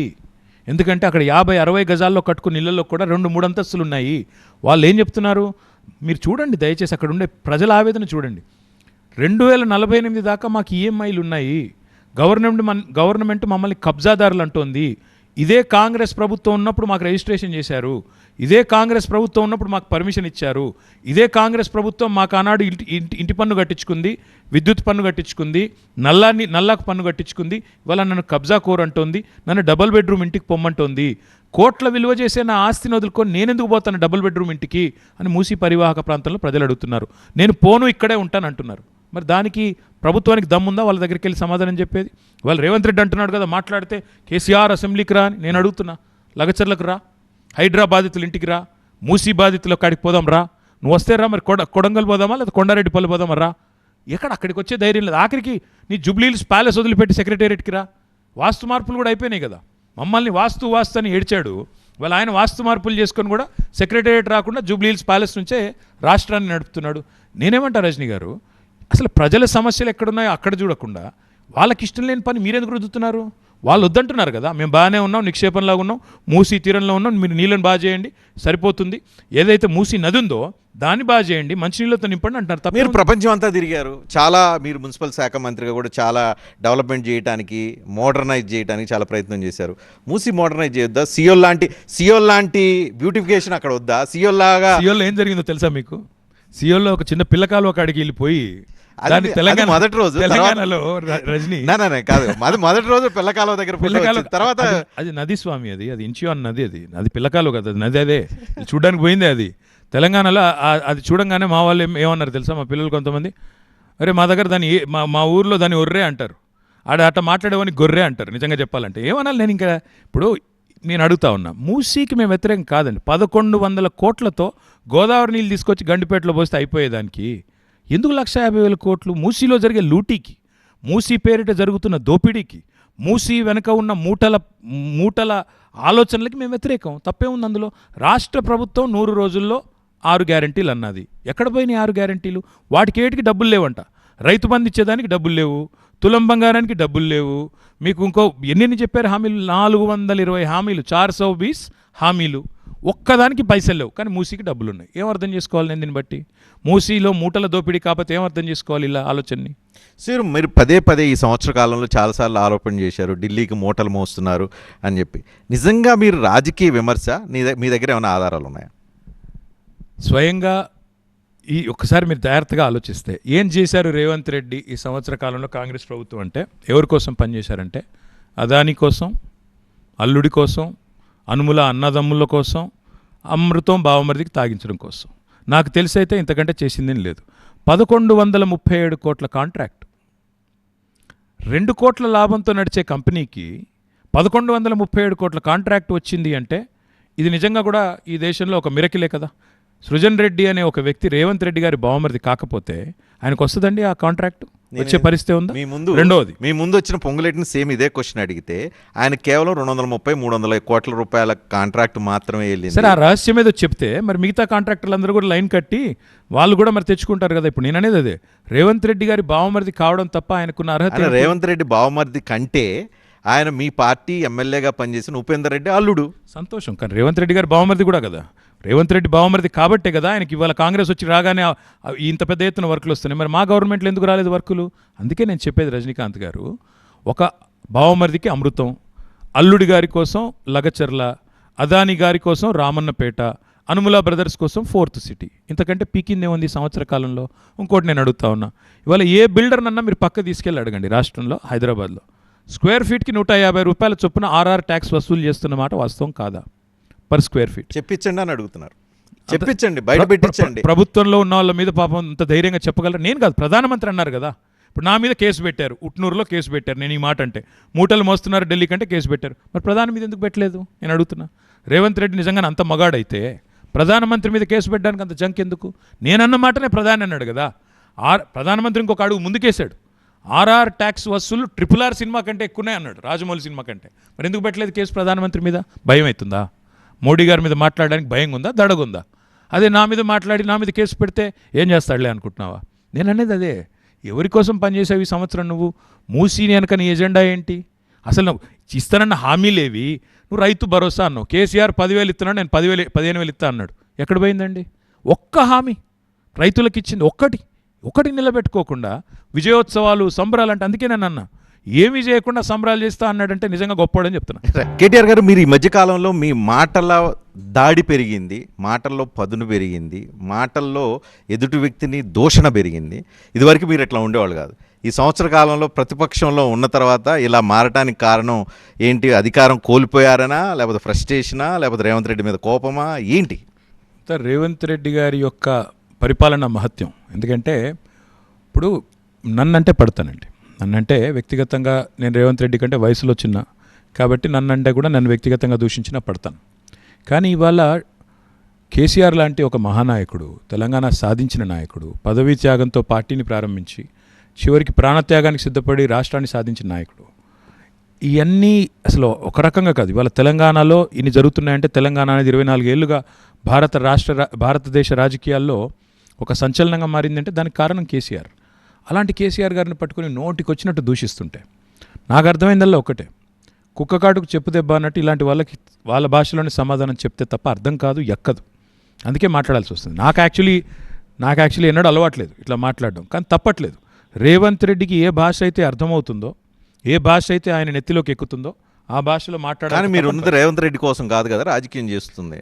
తెలంగాణ ప్రజల కోసం. రేవంత్ రెడ్డి గారే ముఖ్యమంత్రి కదా, కాబట్టి ఆయన మాట్లాడే మాటలకి పతాక శీర్షికల్లో తాటికాయంత అక్షరాలతో రాసినప్పుడు, ఆయన దూషణలకు కూడా అంతే స్థాయిలో ఇవాళ విస్తృతమైన ప్రచారం జరుగుతున్నప్పుడు, మరి ఆయనకు అర్థమయ్యే భాషలో ఆయన దూషిస్తున్నప్పుడు, ఇప్పుడు కేవలం కేసీఆర్ గారు ఇప్పుడు నేను చెప్పిన అన్నీ కాదు, ఒక మహానాయకుడు తెలంగాణ సాధించిన వాడు మాత్రమే కాదు, నా తండ్రి కూడా కదా. ఒక కొడుకుగా మా తండ్రిని ఎవరైనా అన్ని మాటలు అంటుంటే ఆ మాత్రం రేషన్ లేకపోతే నేనేం కొడుకుని? నేను కూడా అనేది అలా ఒకటే, గౌరవం అనేది, మర్యాద అనేది పరస్పరం ఇచ్చిపుచ్చుకోవాలి. నువ్వు మర్యాద ఇస్తే మేము మర్యాద ఇస్తాం, నీ పదవికి ఇస్తాం, నీకు ఇస్తాం. నోటికి వచ్చినట్టు వాగుతాను, ఇష్టం వచ్చిన బూతులు తిడతానంటే నీకు కూడా అదే. ఈ సంవత్సరం అయింది కదా, సంవత్సరం తర్వాత కన్ఫెషన్ చేసుకునే అవకాశం ఉందా? ఒక అప్పీల్ గానే చేసే అవకాశం ఉందా? పద్ధతి రాజకీయం చేద్దాం, దోషణ రాజకీయం వద్దు తెలంగాణలో. We're ready, we never see. In fact మాకు కేసీఆర్ గారు, మేము December 23లో ఓడిపోయిన తర్వాత మాకేం చెప్పారంటే, 3-4 నెలల పాటు మీరేం మాట్లాడొద్దు, గమ్మునుండండి, నిర్మాణాత్మక ప్రతిపక్షంగా ఉండండి, సూచనలు ఇవ్వండి, వాళ్ళు ఏమన్నా అడిగితే అడ్వైజ్ ఇవ్వండి అని చెప్పారు. మేము అదే ఓరియంటేషన్తో అసెంబ్లీకి పోయాం. పోగానే స్టార్ట్ దాడి, విపరీతమైన మాటలు, ఇష్టం వచ్చిన విమర్శలు, దూషణలు. ఏం చేయాలి మేము? డెఫినెట్గా మేము ప్రతిస్పందించాల్సి వచ్చింది, మాట్లాడాల్సి వచ్చింది. అట్లా స్టార్ట్ అయిందండి. స్టార్ట్ చేసింది మేము కాదు. ఇవాళ దయచేసి గత 12 నెలలుగా ఎక్కడన్నా రేవంత్ రెడ్డి గారు ఉపన్యాసం ఎక్కడన్నా చూడండి, బాలల దినోత్సవానికి పోతే అక్కడ కేసీఆర్ని తిడతాడు. రాజీవ్ గాంధీ సద్భావన యాత్రకు, సద్భావన అంటే మంచి భావన, అక్కడ పోయి కేసీఆర్ని తిడతాడు. ఆఖరికి బర్త్డే రోజు, ఆయన సొంత బర్త్డే రోజు, ఆ రోజు కూడా పోయి కేసీఆర్ చావును కోరుకుంటాడా? అట్లాంటప్పుడు మేమేం చేయాలి చెప్పండి మీరు నాకు? ఇవాళ రేవంత్ రెడ్డి గారు మాట్లాడుతుంటే టీవీ మ్యూట్ పెడుతున్నారు, పిల్లలు ఎక్కడ విని చెడిపోతారు, అంత నికృష్టంగా మాట్లాడుతున్నాడు. ఏం చేయాలి మరి? చాయిస్ ఏముంది? అందుకే నేను అనేది, ఇకనైనా చిన్న వయసులో ముఖ్యమంత్రి అయ్యే మంచి అవకాశం వచ్చింది, అదృష్టం వారిది బాగుంది. ఇకనైనా మంచిగా మాట్లాడితే నీకు కూడా మేము మర్యాద ఇస్తాం, నీ పదవికి మర్యాద ఇస్తాం, హుందాగా మాట్లాడదాం, హుందాగా రాజకీయాలు చేద్దాం, వీఆర్ రెడీ. సో ఆయన కూడా మంచిగానే చెప్తున్నాడు, హుందాగా చెప్తున్నాడు. మీకు ఒక ఇన్విటేషన్ పంపించారు, రేపు తెలంగాణ తల్లి విగ్రహావిష్కరణకి అసెంబ్లీకి రమ్మంటున్నారు, సూచనలు ఇమ్మంటున్నారు, అవసరమైతే ప్రభుత్వాన్ని ఇరకాటం పెట్టమంటున్నారు. ఇరకాటం పెడితే నేర్చుకుంటాం అంటున్నారు, నేర్చుకొని ఇంకా ఏదో చేస్తాం అంటున్నారు. మొట్టమొదటి పాయింట్ ఏంటంటే వారు పెడుతున్నది కాంగ్రెస్ తల్లి విగ్రహం, అది పెట్టాల్సింది గాంధీ భవన్లో, సెక్రటరియట్లో కాదు, నెంబర్ 1. కాబట్టి ఆ పనికిమాలిన కార్యక్రమానికి పోయే టైం కానీ తీరిక కానీ మాకు లేదు. మేము మేడ్చల్లో రేపు తెలంగాణ తల్లి విగ్రహాన్ని ఆవిష్కరిస్తున్నాం. ఏ నిజమైన తెలంగాణ తల్లి అయితే తెలంగాణ ఉద్యమంలోంచి ఉద్భవించిందో ఆ తల్లిని మేము కొలుస్తాం, ఆ తల్లిని గౌరవిస్తాం. కాంగ్రెస్ తల్లిని గాంధీ భవన్కి పంపిస్తాం, అది పక్క. ఒకటి. రెండవది, అసెంబ్లీకి రమ్మంటారు, మైకులు ఇస్తామంటారు, అక్కడ పోతే గొంతులు నొక్కుతారు, మైక్ ఇవ్వరు, మైక్ కట్ చేస్తారు. అయినా పోతాం, అయినా కొట్లాడతాం. ప్రజాస్వామ్యంలో మా హక్కు. మాకు 38 మంది శాసనసభ్యులు ఉన్నారు టెక్నికల్గా. ఎందుకంటే పాపం స్పీకర్ చెప్పలేడు కదా, 10 మంది కాంగ్రెస్లోకి జంప్ అయ్యారు అని స్పీకర్ గారు చెప్పలేరు. చెప్తే వాళ్ళని డిస్క్వాలిఫై చేయాలి, డిస్క్వాలిఫై చేస్తే ఎన్నికలు వస్తాయి, ఎన్నికలు వస్తే ప్రజలు ఇబ్బంది కొడతారు. కాబట్టి భయం. కాబట్టి 38 మంది మేము ఉన్నాం. 38 మంది మేముండి 64 మంది వాళ్ళు ఉంటే మైక్ ఇవ్వాలి కదా మరి మాకు కూడా. వాళ్ళకి గంటిస్తే మాకు కూడా 35 నిమిషాలు ఇవ్వాలి కదా, ఇవ్వరు. మరి ఏం చేయాలి మేము? తప్పకుండా బయట మాట్లాడాల్సి వస్తుంది. మళ్ళీ బయట మాట్లాడితే అక్కడేమో డైలాగులు, మైక్ కట్ కాకుండా చూస్తానంటారు. కనీసం మేము మాట్లాడుతుంటే మా ముఖం కూడా చూపెట్టరు. స్పీకర్ గారి మొహం చూసి వాళ్ళ ప్రజలకు బోర్ కొడుతుంది. పాపం ఆయన అందంగానే ఉన్నారు, నేను కాదనట్లేదు, కానీ ఎంతసేపు చూస్తారు, ఎంత అందంగానైనా. అందుకే నేను అనేది ఏమంటే రేవంత్ రెడ్డి చూడొచ్చు కదా, ప్రయత్నం చేసి చూడొచ్చు కదా. అప్పుడు చేస్తానే ఉన్నాం కదా, మేమేమైనా పారిపోయామా? మేము మాట్లాడుతూనే ఉన్నాం కదా. కేసీఆర్ వాళ్ళంతా కేసీఆర్ కమాన్ అంటున్నారు కదా. కేసీఆర్ గారి స్థాయికి ఆ కాంగ్రెస్ పార్టీలో ఉండే వాళ్ళు ఎవరు కూడా సరిపోరు, నెంబర్ 1. రెండోది, నేను ఇంకోటి క్లియర్ కాంగ్రెస్ నాయకులు వినండి. ప్రజల్ని డెఫినెట్గా గౌరవిస్తాం. కానీ ఈ బూతు పురాణం, ఈ చిట్టినాయుడు గారు ఆయన పోతే ఆయన మాట్లాడేది ఏంది, లాగులో తొండలు లేకపోతే తొండ గుడ్లు, ఇలాంటి బూతు పురాణం మాట్లాడే చిట్టినాయుడితో, తొండ పురాణం చెప్పే చిట్టినాయుడితో మేము చాలు. దానికి కేసీఆర్ గారు ఎందుకు? ఈ బూతు పురాణం కోసం కేసీఆర్ కావాలా? మాతో తలపడమనండి చాలు, మాతో పెట్టుకోమనండి, మాకు సమాధానం చెప్పమనండి. నేనేమంటున్నా అంటే, ఇంత నికృష్టంగా మాట్లాడే ముఖ్యమంత్రి ముందు కేసీఆర్ ఎందుకు రావాలండి? ఎందుకు వచ్చి అవమానాల పాలు కావాలా? అదేం దిక్కుమాలిన సాడిజం? మేమే అంటున్నాం, ఎస్ రాకూడదు. ఇలాంటి నీచుడు ఉన్నంతకాలం, ఇట్లాంటి నీచమైన భాష మాట్లాడుతున్నంతకాలం కేసీఆర్ రాకూడదు. ఎందుకు రావాలి? అయినా కేసీఆర్ గారు ఏం తక్కువ సేవ చేశారు ప్రజలకి? 25 ఏళ్ళు సేవ చేశారు. అంతకంటే ముందు ఇంకో 20 ఏళ్ళు మొత్తం రాజకీయాల్లో ఉండి సేవ చేశారు. ఇవాళ ఇట్లాంటి నీచులు నికృష్టులు ఉన్న కాడ, నీచమైన భాషతో అవమానించే కాడ, ఇష్టం వచ్చినట్టు పెద్ద ఆయన ఇంగితం లేకుండా మాట్లాడే కాడ ఎందుకు వచ్చి కేసీఆర్ గారు అవమానాలు పాలు కావాలి? 5 ఏళ్ళు ఎన్టీ రామారావు గారు శాసనసభలో అడుగు పెట్టలేదు, 5 ఏళ్ళు జయలలిత గారు అడుగు పెట్టలేదు. అయినంత మాత్రాన వాళ్ళ ప్రభావం తగ్గిందా? నేనేమంటున్నా అంటే, కేసీఆర్ రారు అనట్లేదు, నేను అనేదల్లా ఒకటే, ఇట్లా నీచమైన భాష మాట్లాడే కాడ కేసీఆర్ వచ్చి అవమానాల పాలు కావాలని మేమెందుకు కోరుకుంటాం? బీఆర్ఎస్ వాళ్ళు మేము చెప్తున్నాం, వద్దు సార్ వద్దు, మేము చూసుకుంటాం, ఈ చిట్టినాయుడు సంగతి మేము చూసుకుంటాం అని మేము చెప్తున్నాం. తప్పే ఉంది? ఈ తొండ పురాణాలు నాకు ఆయన ఎందుకండి? సో రేవంత్ రెడ్డి పదే అంటూ ఉన్నారు, కేసీఆర్ ఫామ్ హౌస్లో ఉండి బావబామర్దుల్ని ఇద్దరిని రోడ్డు మీద వదిలిపెట్టారు, వాళ్ళిద్దరూ మమ్మల్ని ఏదో ఇబ్బంది పెట్టాలని చూస్తున్నారు, అంత ఈజీగా ఏమి మేము ఇబ్బంది పడము అని అంటున్నారు. నిజంగా రేవంత్ రెడ్డి ఇబ్బంది పడేది ప్రజలతోనే. ఎందుకంటే ఇవాళ రాష్ట్రంలోని ఏ వర్గ ప్రజలు కూడా ఇవాళ సంతోషంగా లేరు. రైతులు కానీ ఏం చెప్పారు మీరు రైతులకి? డిసెంబర్ 9 నాడు రుణమాఫీ అన్నారు. 49,500 కోట్లు రుణమాఫీ మొత్తం మొదటి రోజు చెప్పింది ఎస్ఎల్బీసీలో. సరిగ్గా 15 రోజుల తర్వాత ముఖ్యమంత్రి ఏం చెప్పాడు? మేము కడుపు కట్టేసుకుంటే ఒక సంవత్సరం 42,000 కోట్లు రుణమాఫీ అయిపోతుందన్నారు. అదేంటి 49 కదా 42 ఎట్లా అయిందనుకుంటే 7,000-8,000 కోట్లు ఎగిరిపోయింది ముఖ్యమంత్రి ప్రకటన కాడికి. తెల్లారో మర్నాడో క్యాబినెట్ తీర్మానం, ఒక 15 రోజుల తర్వాత 31,000 కోట్లు అయిపోయింది, మళ్ళీ 9,000 కోట్లు ఎగిరిపోయింది. బడ్జెట్ పెట్టారు 26,000 కోట్లు, ఇంకో 5,000 కోట్లు ఎగిరిపోయింది. రుణమాఫీ అయిపోయిందని మొన్న ప్రకటన 20,000 కోట్లు. కానీ నిజానికి చేసింది ఎంత అండి ఈ రోజుకి ఇంకా కూడా అకౌంట్లో పడ్డది కేవలం 11-12,000 కోట్లు మాత్రమే. ఇది నేను చెప్పలా, బట్టి విక్రమార్క చెప్పారు. నేనేమంటున్నా రజనీ గారు, 49,000 కోట్లని సినిమా చూపెట్టి 12,000 కోట్లు సంవత్సరం తర్వాత కంప్లీట్ చేసి అయిపోయింది రుణమాఫీ అంటే రైతులు హ్యాపీగా ఉంటారా? 2,500 రూపాయలు ఇస్తా అన్నారు మహాలక్ష్మి పేరిట. 1,67,00,000 మంది ఆడబిడ్డలు 18 ఏళ్ళు నిండిన వాళ్ళు ఎదురు చూస్తున్నారు, ఎప్పుడు స్టార్ట్ చేస్తారు రేవంత్ రెడ్డి గారని. ముసలోళ్ళకి చెప్పారు, కేసీఆర్ 2,000 ఇస్తున్నాడు, నేను 4,000 ఇస్తా అన్నాడు. కేసీఆర్ గారి ఇంట్లో ముసలమ్మకో ముసలయ్యకో ఇస్తున్నాడు, నేను ఇద్దరికి ఇస్తా అన్నాడు. కోడలికి ఇస్తా అన్నాడు, అత్తకి ఇస్తా అన్నాడు. ఇద్దరు ఎదురు చూస్తున్నారు, ముసలమ్మ ముసలయ్య. 4,000 ఎప్పుడు వస్తాయో 2 నెలలు కొట్టారు. తులం బంగారం స్కూటీ అన్నారు. మొత్తం పెళ్ళిళ్ళు చేసుకుని ఆడపిల్లలు వాళ్ళ తల్లిదండ్రులు ఎదురు చూస్తున్నారు ఎప్పుడు వస్తుంది తులం బంగారం అని. మరి బంగారం షాపుల వాళ్ళు రేవంత్ రెడ్డి నమ్మట్లేదా, లేకపోతే బంగారం దుకాణాల వాళ్ళు ఇయట్లేదు తెలియదు కానీ కానీ ఇక్కడ మీరు అసలు రైతు రుణమాఫీ చెయ్యని మీరు హామీ చేయలేదా? అంటే పూర్తి స్థాయిలో చేయలేదు. ఎవరన్నారు? కాంగ్రెస్ పార్టీ చెప్తాను. కాంగ్రెస్ పార్టీ సొల్లు కబుర్లు ఏం చెప్తే ఏమి, మొదటి టర్మ్లో 16,000 కోట్లు చేశాము, రెండో టర్మ్లో దాదాపు 13,000 కోట్లు, 2 టర్ములు కలిపి 30,000 కోట్లు చేసింది మేము, దాదాపు 30,000 కోట్లు చేసింది మేము. ఆ వడ్డీలకు కూడా సరిపోలేదని చెప్తూ ఉన్నారు. రేవంత్ రెడ్డి సొల్లు పురాణం ఎంతన్నా చెప్తాడు, ఆయనది ఏం పోయింది? ఇంకా చాలా చెప్పాడు కదా. రైతు కూలీలకి నెలకు 1,000 రూపాయలు అన్నాడు, కౌలు రైతులకు డబ్బులు ఇస్తా అన్నాడు, రైతు భరోసా అన్నాడు, యువ వికాసం అన్నాడు, విద్యా భరోసా అన్నాడు, 2 లక్షల ఉద్యోగాలు అన్నాడు. రజనీ దీనికంటే మోసం ఏమైనా ఉంటుందా? మొత్తం 2 లక్షల ఉద్యోగాలు. ఇప్పుడు నేను పొద్దునే చూశాను, శ్రీధర్ బాబు ఇక్కడ కూర్చొని చెప్తున్నాడు మేము ఎక్కడ అన్నాం 2 లక్షల ఉద్యోగాలని ఒక సంవత్సరంలో. కానీ మీకు వీడియో 5 సంవత్సరాలు పరిపాలన టైము గడువు నేను చెప్పానా? ప్రియాంక గాంధీ వచ్చి ఒక సంవత్సరంలో 2 లక్షల ఉద్యోగాలని, రాహుల్ గాంధీ ట్వీట్ చేసి అశోక్ నగర్లో కలిశాను తెలంగాణ నిరుద్యోగుల్ని, 2 లక్షల ఉద్యోగాలు సంవత్సరంలో ఇస్తానని రాహుల్ గాంధీ. ఇదే రేవంత్ రెడ్డి మొదటి సంవత్సరంలో 2 లక్షల కొలువులు నింపుతానని రేవంత్ రెడ్డి. ఎవడు చెప్పమన్నాడు ఇళ్ళని? ఎవడు అబద్ధాలు చెప్పమన్నాడు? 50,000 ఇచ్చి నీకు అనిపించట్లేదు? 50,000 ఎక్కడ ఇచ్చారు? 53,000 ఎక్కడ ఇచ్చారు? రజనీ గారు ఎట్లుందంటే ఇలా పరిస్థితి, పెళ్ళి అవ్వలేదంట, సంసారం చేయలేదంట, కానీ పిల్లలు పుట్టారంట. నమ్ముదాం? నోటిఫికేషన్ ఇవ్వలేదు, ప్రవేశ పరీక్ష పెట్టలేదు, కానీ ఉద్యోగాలు ఇచ్చారు. ఎక్కడి నుంచి వస్తాయి ఉద్యోగాలు? పెళ్ళి అవ్వకుండా సంసారం చేయకుండా పిల్లలు పుడతారా? నేను అడుగుతా ఉన్నా రేవంత్ రెడ్డిని, నువ్వు ఇచ్చిన నోటిఫికేషన్లన్నీ 12,000 ఉద్యోగాలకు నోటిఫికేషన్లు ఇచ్చావు. మొత్తం నువ్వు ఈ సంవత్సరం అంతా కలిపితే నువ్వు ఇచ్చింది మొత్తం 12,000 ఉద్యోగాలు. ఇంకా 1,87,000 ఉద్యోగాలు బాకీ ఉన్నాడు రేవంత్ రెడ్డి తెలంగాణ యువతకు. నువ్వు చెప్పింది 2 లక్షలు, ఇచ్చింది 12,000. 1,87,000 ఉద్యోగాలు రేవంత్ రెడ్డి కాంగ్రెస్ పార్టీ బాకీ ఉంది తెలంగాణ పిల్లలకి. మిగతా ఉద్యోగాలు కేసీఆర్ గారి హయాంలో ఇస్తే ఈయన వచ్చి పోస్ట్ మ్యాన్ లాగా ఆ ఉత్తరం ఇచ్చి దానికి పోజులు కొట్టి 4 డైలాగులు కొట్టి కేసీఆర్ని తిట్టి శునకానందం పొందాడు. దాన్ని నేనేం చేస్తా? మీరు 10 ఏళ్ళలో ఏమాత్రం ఇచ్చారు? టీఎస్పీఎస్సీ పెట్టి ప్రాపర్ 1,60,283 ఉద్యోగాలు ఇచ్చింది మా ప్రభుత్వం. అంతకంటే ముందు కాంగ్రెస్ ప్రభుత్వం 2004 నుంచి 14 వరకు ఇచ్చింది 16,000 ఉద్యోగాలు. 10 ఏళ్ళలో అది చాలా తక్కువ కదా. 10 ఏళ్లలో కాంగ్రెస్ ఇచ్చింది చెప్తాను, ఒక నిమిషం వినండి. 2004 నుంచి 14 వరకు కాంగ్రెస్ పార్టీ అధికారంలో ఉంది. రాష్ట్ర వ్యాప్తంగా ఏపీపీఎస్సీ అన్నాడు. మొత్తం ఉమ్మడి ఆంధ్రప్రదేశ్లో ఇచ్చింది 24,000 ఉద్యోగాలు. అందులో తెలంగాణ వాటా 42% అనుకుంటే 10,000, సంవత్సరానికి 1000 ఉద్యోగాలు. మా హయాంలో మేము ఇచ్చింది 1,60,000 ఉద్యోగాలు, సంవత్సరానికి 16,000. రెండో మాట రజని, ఒక్క మాట గుర్తుపెట్టుకోండి, చాలా ఇంపార్టెంట్. తెలంగాణ యువత వినేవాళ్ళు గుర్తుపెట్టుకోవాలి. ఒకనాడు ఈ రాష్ట్రంలో 40% నాన్ లోకల్ కోటా ఉండింది తెలంగాణ ప్రాంతంలో కాదు, రాష్ట్ర వ్యాప్తంగా 40% నాన్ లోకల్ కోటా. అట్లాంటి నాన్ లోకల్ కోటాను తీసేసి 95% లోకల్ కోటా చేసిన నాయకుడు కేసీఆర్. కాబట్టి దేశంలో ఎక్కడ లేదు. 95% లోకల్ కోటా జాబ్స్లో, గవర్నమెంట్ జాబ్స్లో ఉన్న ఒకే ఒక్క రాష్ట్రం భారతదేశంలో తెలంగాణ. సాధించిన ఒకే ఒక్క నాయకుడు కేసీఆర్. 1,60,000 ఉద్యోగాలు ఇచ్చాం. మిగతా 40,000 ఉద్యోగాలు ఏదైతే రేవంత్ రెడ్డి గారు మన కాయిదాలు ఇచ్చారో అవి ఇచ్చింది మేము. కోర్టు కేసులో చిక్కుకొని పోయినాయి. కాబట్టి నికరంగా మేము ఇచ్చింది సంవత్సరానికి 20,000 ఉద్యోగాలు. ఇవాళ వీళ్ళు సంవత్సరంలో ఇచ్చింది 12,000 ఉద్యోగాలు.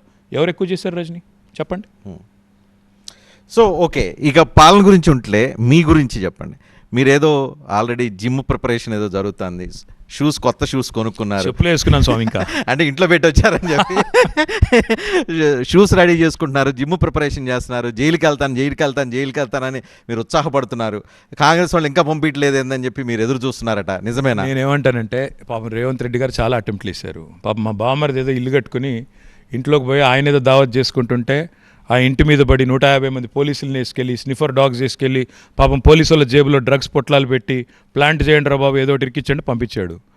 అటర్ ఫ్లాప్ అయ్యాడు. ఏం చేయాలి మరి? ఇంకా మళ్ళీ తర్వాత రోజంతా స్త్రీలు పురుషులు రేవ్ పార్టీ, డ్రగ్స్ పార్టీ అని పనికిమాలిన సొల్లు. నేనేమంటానంటే, రాజకీయాలు చేయాలి కానీ మరీ ఇంత చిల్లరగా చేయకూడదు. ఆఖరి కుటుంబాలతో రాజకీయం ఏంటంటే దరిద్రంగా. రెండవది ఏదో ఫార్ములా ఈ కేసు. ఏంటి ఫార్ములా ఈ కేసు? నేనే చెప్తున్నా, ఎస్, ఆ ప్రాజెక్ట్ను భారతదేశానికి మొదటిసారి తెచ్చింది నేను, మా ప్రభుత్వం తెచ్చాము. ఎందుకు తెచ్చాము? ఇక్కడ ఎలక్ట్రిక్ వెహికల్స్కి ప్రధాన స్థావరంగా మొత్తం భారతదేశంలో కేంద్రంగా తెలంగాణ ఎదగాలి అని కోరుకున్నాం. ఇక్కడ మొబిలిటీ వ్యాలీ పెట్టాము. 4 ఏళ్ళు ఆ రేస్ సైన్ చేశాము. మొదటి సంవత్సరం ఎవరైతే ప్రమోటర్ ఉన్నాడో ఆయన తప్పుకున్నాడు. రెండో సంవత్సరానికి ఎలక్షన్ హడావుడిలో ఉన్నాం కాబట్టి నేను ఏం చెప్పానంటే, రేస్ పోనీయొద్దు, మన గవర్నమెంటే వస్తుంది, ప్రైవేట్ స్పాన్సర్ని పట్టుకుందాం, మీరు తక్షణం కొన్ని డబ్బులు కట్టండి అని చెప్పాను. డబ్బులు కట్టాము. ఎందుకు? రేస్ పోకూడదు, హైదరాబాద్ బ్రాండ్ ఇమేజ్ దెబ్బతినకూడదు, తెలంగాణ బ్రాండ్ ఇమేజ్ దెబ్బతినకూడదు అని కట్టాము. దాని మీద కేసు పెడతానంటాడు. లగచర్లలో మేమేమో చేశామంటాడు. ఏం చేశాము? ఆ పంచాయతీ కొడంగల్ రైతులు రేవంత్ రెడ్డి బ్రదర్స్ మధ్యన జరిగిన పంచాయతీ. 9 నెలలుగా ఈ సన్నాసులు పట్టించుకోలేదు.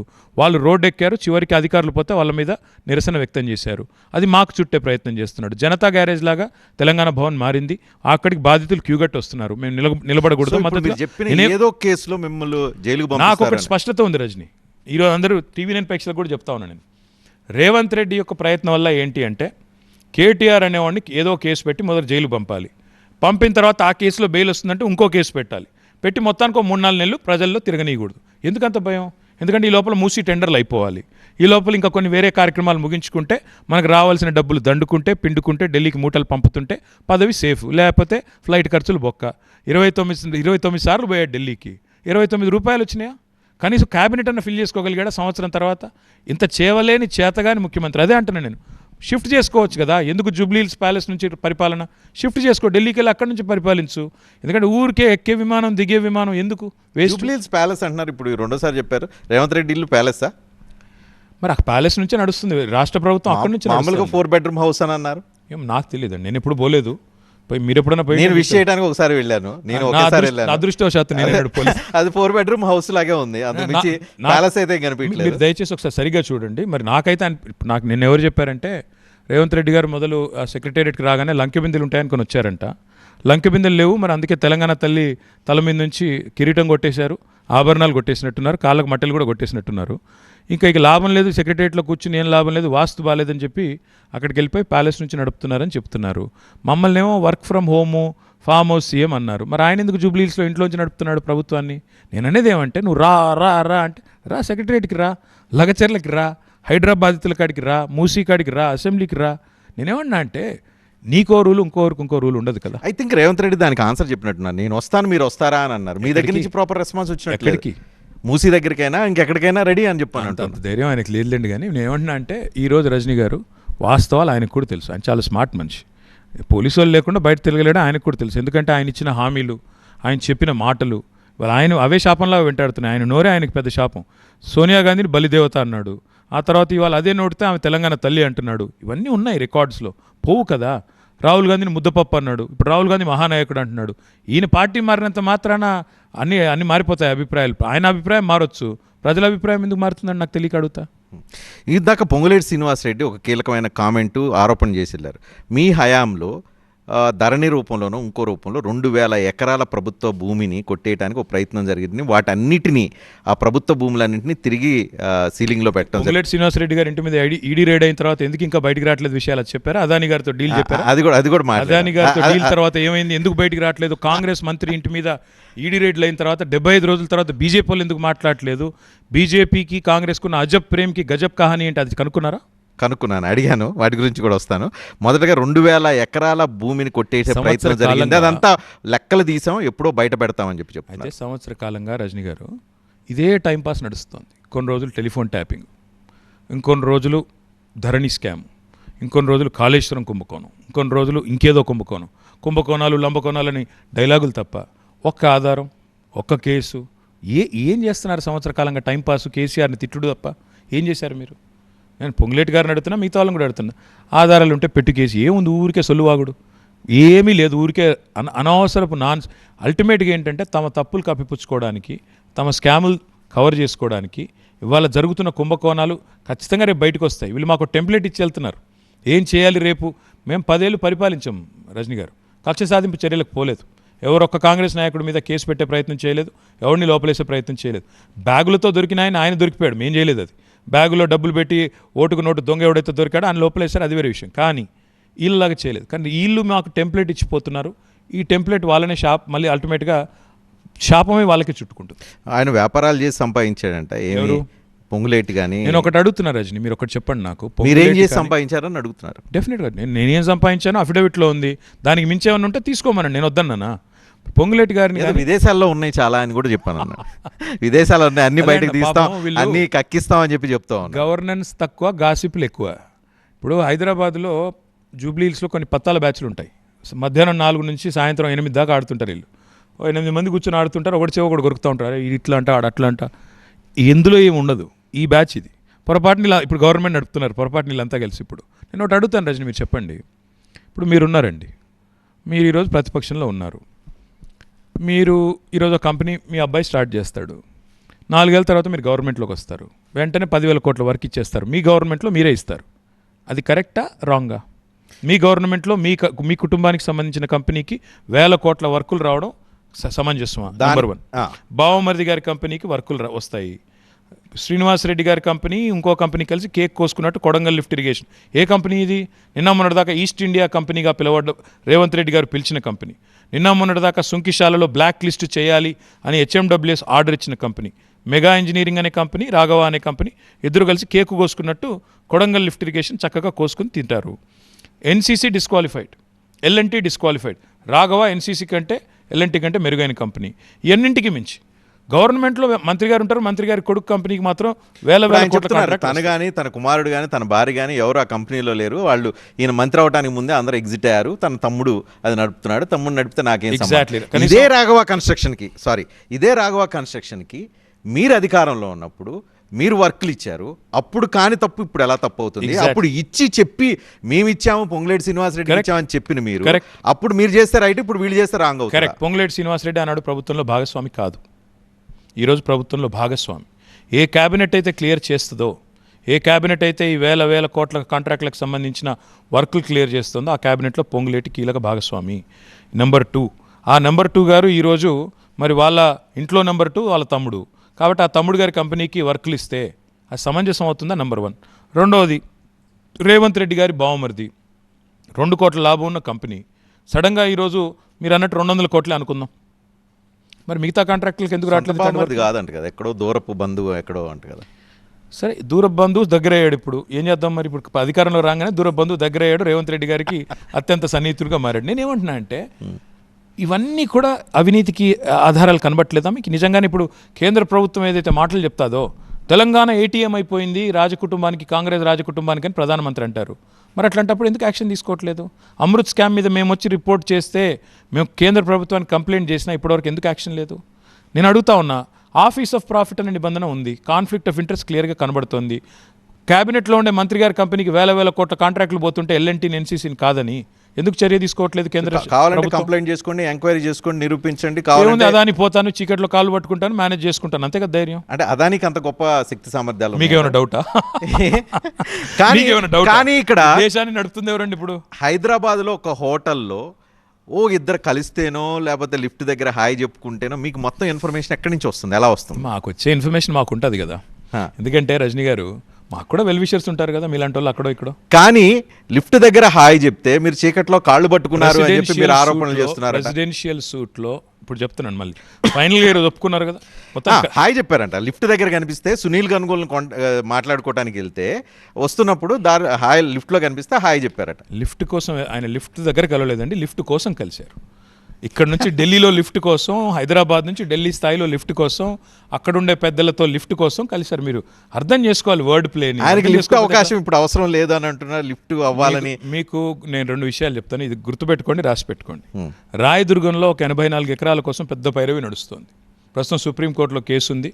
దానికోసం పెద్ద వాళ్ళు కన్నేసి దాని వెనకాల పడ్డారు. అదొక 5,000-6,000 కోట్ల ప్రాపర్టీ. ఈ కలయిక దానికోసమే అక్కడ. నెంబర్ 1. నెంబర్ 2, IVRCL అని ఒక కంపెనీ ఉంది. దాన్ని తీసుకోవాలని పాపం ఎప్పటి నుంచో అదాని గారు తహతాలాడుతున్నారు. ఈరోజు ఆ కంపెనీ పొంగులేటి గారి దగ్గర ఉంది. 2వ పాయింట్. 3వ పాయింట్, పొంగులేటి గారి ఇంటి మీద ఈడీ రైడ్ అవుతుంది. ఈడీ రైడ్ అయిన తర్వాత 75 రోజుల తర్వాత ఈడీ ఇప్పటి వరకు కనీసం చీమ కొట్టినంత చప్పుడు కూడా చేయట్లేదు. అదే ఈడీ ఇంకొకరి ఇంటి మీద రైడ్ అయితే వెంటనే ట్వీట్లు, వెంటనే స్టేట్మెంట్లు, వెంటనే లీకులు అన్నీ జరుగుతాయి. ఇవన్నీ జరుగుతున్నాయంటే దీని వెనకాల కారణాలు చాలా బలంగా ఉంటాయి. లిఫ్ట్ దగ్గర కలయికలు కాదు, లిఫ్ట్ కోసం కలయికలు. రైట్. సో ఇక మీ పరంగా వస్తే, మీ పార్టీ, మీ ఇంటర్నల్ పాలిటిక్స్కి వస్తే, మీ పార్టీలో కేసీఆర్ వారసుడు ఎవరు? ఇప్పుడు కేసీఆర్ గారు ఇంకో 3-4 ఏళ్లలో మళ్ళీ సీఎం అవ్వాలి. మీరు ఆయన వారసత్వం గురించి ఎందుకు మాట్లాడుతున్నారు? ఎప్పటికైనా వారసులు అయితే ఉండాలి. డిసైడ్ చేస్తారు, మా పార్టీ డిసైడ్ చేస్తుంది. ఇప్పుడు నుంచి దానికి తొందర ఉంది. కానీ పార్టీలో అంతర్గతంగా కుమ్ములాటలు నడుస్తున్నాయి వారసత్వం కోసం. ఇది కాంగ్రెస్ వాళ్ళకి బాగా తెలుస్తుంది. చెప్పి మీకన్నా బోరు కొట్టాలా జవాబు చెప్పి నాకన్నా లేదు, ఈసారి గట్టిగా తెలుసుకోవాలనుకుంటున్నాను. తెలిసేసుకుందాం. ఇప్పుడు ఏం కావాలి మీకు చెప్పండి.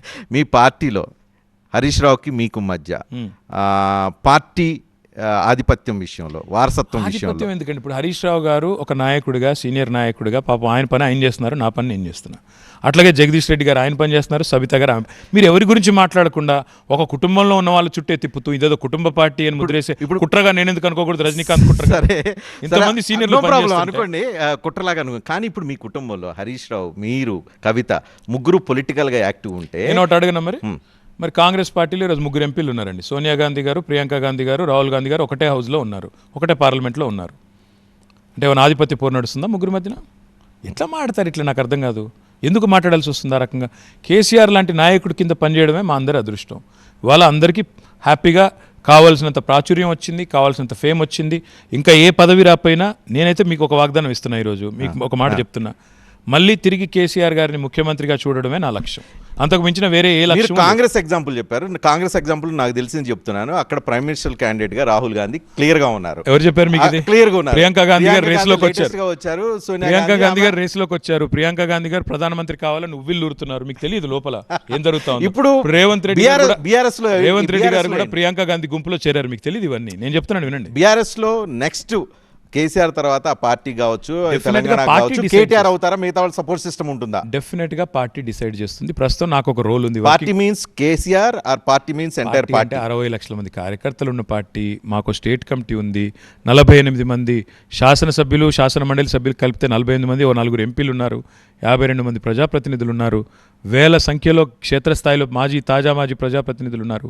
ఇంతమంది ఉన్న పార్టీని మీరు అంత చిన్నగా చూసి చెప్తే ఎట్లా? 24 ఏళ్ల చరిత్ర ఉన్న పార్టీ, తెలంగాణ సాధించిన పార్టీ, 10 ఏళ్ళు తెలంగాణ నడిపించిన పార్టీ, తెలంగాణను విధ్వంసం నుంచి వికాసం వైపు నడిపించిన పార్టీ, తెలంగాణను తలసరి ఆదాయంలో భారతదేశంలో అగ్రభాగాన కూర్చోబెట్టిన పార్టీ, ప్రపంచంలోనే అతిపెద్ద లిఫ్ట్ ఇరిగేషన్ ప్రాజెక్టు కట్టిన పార్టీ, టీ హబ్ లాంటి ఎన్నో అద్భుతమైన అసాధారణమైన విజయాల తెలంగాణకు అందించిన పార్టీ. ఇన్ని అందించిన పార్టీని అంత చిన్నగా చేస్తే ఎట్లా రజనీ? బీఆర్ఎస్ వర్కింగ్ ప్రెసిడెంట్గా మీరు హరీష్ రావుకి, కవితకి ఏం బాధ్యతలు అప్పచెప్పబోతున్నారు? అందరికీ బాధ్యతలు ఉన్నాయి బాస్. ఇప్పుడు హరీష్ రావు గారు సీనియర్ లెజిస్లేటరు, రేపు శాసనసభలో వారు కీలక పాత్ర పోషిస్తారు. ఇవాళ కూడా సమావేశంలో కేసీఆర్ గారు చాలా బాధ్యతలు వారికి అప్పచెప్పారు. కవిత గారికి వారి బాధ్యతలు ఉన్నాయి, జగదీష్ రెడ్డి గారికి వారి బాధ్యతలు ఉన్నాయి, సబిత గారికి వారి బాధ్యతలు, సుమన్ గారికి ఎవరి బాధ్యతలు వారికి ఉన్నాయి. నేనేమంటున్నా అంటే ఎంతసేపు మీరు ఒకటే ఫ్రేమ్లో అంటే రాహుల్ గాంధీ, ప్రియాంక గాంధీ, సోనియా గాంధీ తప్ప కాంగ్రెస్లో ఎవరు లేరు. సంవత్సరం కాలంలో పార్టీని మీరు భుజాన్ని వేసుకొని పార్టీని అందరినీ నేను ఒక్కనే వేసుకున్నానన్న తప్పు. మా యంగ్స్టర్ కౌశిక్ రెడ్డి లాంటోడు మొదలు పెడితే, డాక్టర్ సంజయ్ లాంటోడు మొదలు పెడితే, అనిల్ జాదవ్, కోవాలక్ష్మి గారి నుంచి మొదలు పెడితే, మా పార్టీలో ఉండే ప్రతి ఎమ్మెల్యే, ప్రతి ఎమ్మెల్సీ, ప్రతి కార్యకర్తతో సహా ఈ సంవత్సర కాలం కొట్లాడారు. మీ పార్టీలో ఒక క్లారిటీ, మీ కుటుంబంలో ఒక క్లారిటీ, ఎస్పెషల్లీ మీకు, హరీష్ రావుకి, కవితకి ఒక క్లారిటీ ఉందా? అందరికీ ఉంది. ఏ విషయంలో ఎలా క్లారిటీ ఉంది? కేసీఆర్ గారు తిరిగి ముఖ్యమంత్రి కావాలి, ఖచ్చితంగా ఈ రాష్ట్రం కాంగ్రెస్ రాబందుల చేతి నుంచి మళ్ళీ రక్షించబడాలనేది మా క్లారిటీ. ఓకే. సో మీరు ఇందాక అన్నారు హైదరాబాద్ని ఇంత డెవలప్ చేసామని చెప్పి చాలా ఎగ్జాంపుల్స్ చెప్పారు. పొద్దున శ్రీధర్ బాబు ఈ షో స్టార్ట్ చేయడానికి, ఆయన ఇనాగ్రేట్ చేయడానికి ఆయన పిలిచి ఆయన ఫస్ట్ ఇంటర్వ్యూలో ఇదే విషయం అడిగితే మేము సైలెంట్గా పనిచేసుకొని వెళ్తాము, ఎక్కువ ఆర్భాటాలు, ఎక్కువ ప్రచారాలు చేసుకోం, చెయ్యింది చేసినట్టుగా చెప్పుకోం, చేసింది మరీ ఓవర్గా చెప్పుకోం, చేసింది సైలెంట్గా చేసుకుంటూ వెళ్ళిపోతాం అని అంటారు. ఏ శ్రీధర్ బాబు గారు ఈయనే కదా మొన్న గాంధీ గారు బీఆర్ఎస్ ఎమ్మెల్యే అని చెప్పింది ఈయనే కదా. అదే చేసింది చేయనట్టు, చేయింది చేసినట్టు ఆయనే కదా మీరు చెప్పేది. ఏం చెప్తామండి? ఇప్పుడు కాంగ్రెస్ ఏమైనా చేసింది ఉంటే చెప్పుకోవాలి. ఏముంది చేసింది? చెప్పాను కదా, అదానీ కోసం, అన్నదమ్ముల కోసం, అనుముల అన్నదమ్ముల కోసం, బావమరిదికి అమృతం కోసం, అల్లుడి కోసం తప్ప పీకిందే ఉంది. సంవత్సరంలో ఒక్క హామీ నెరవేర్చారా? ఉన్న కంపెనీలను కాపాడారా?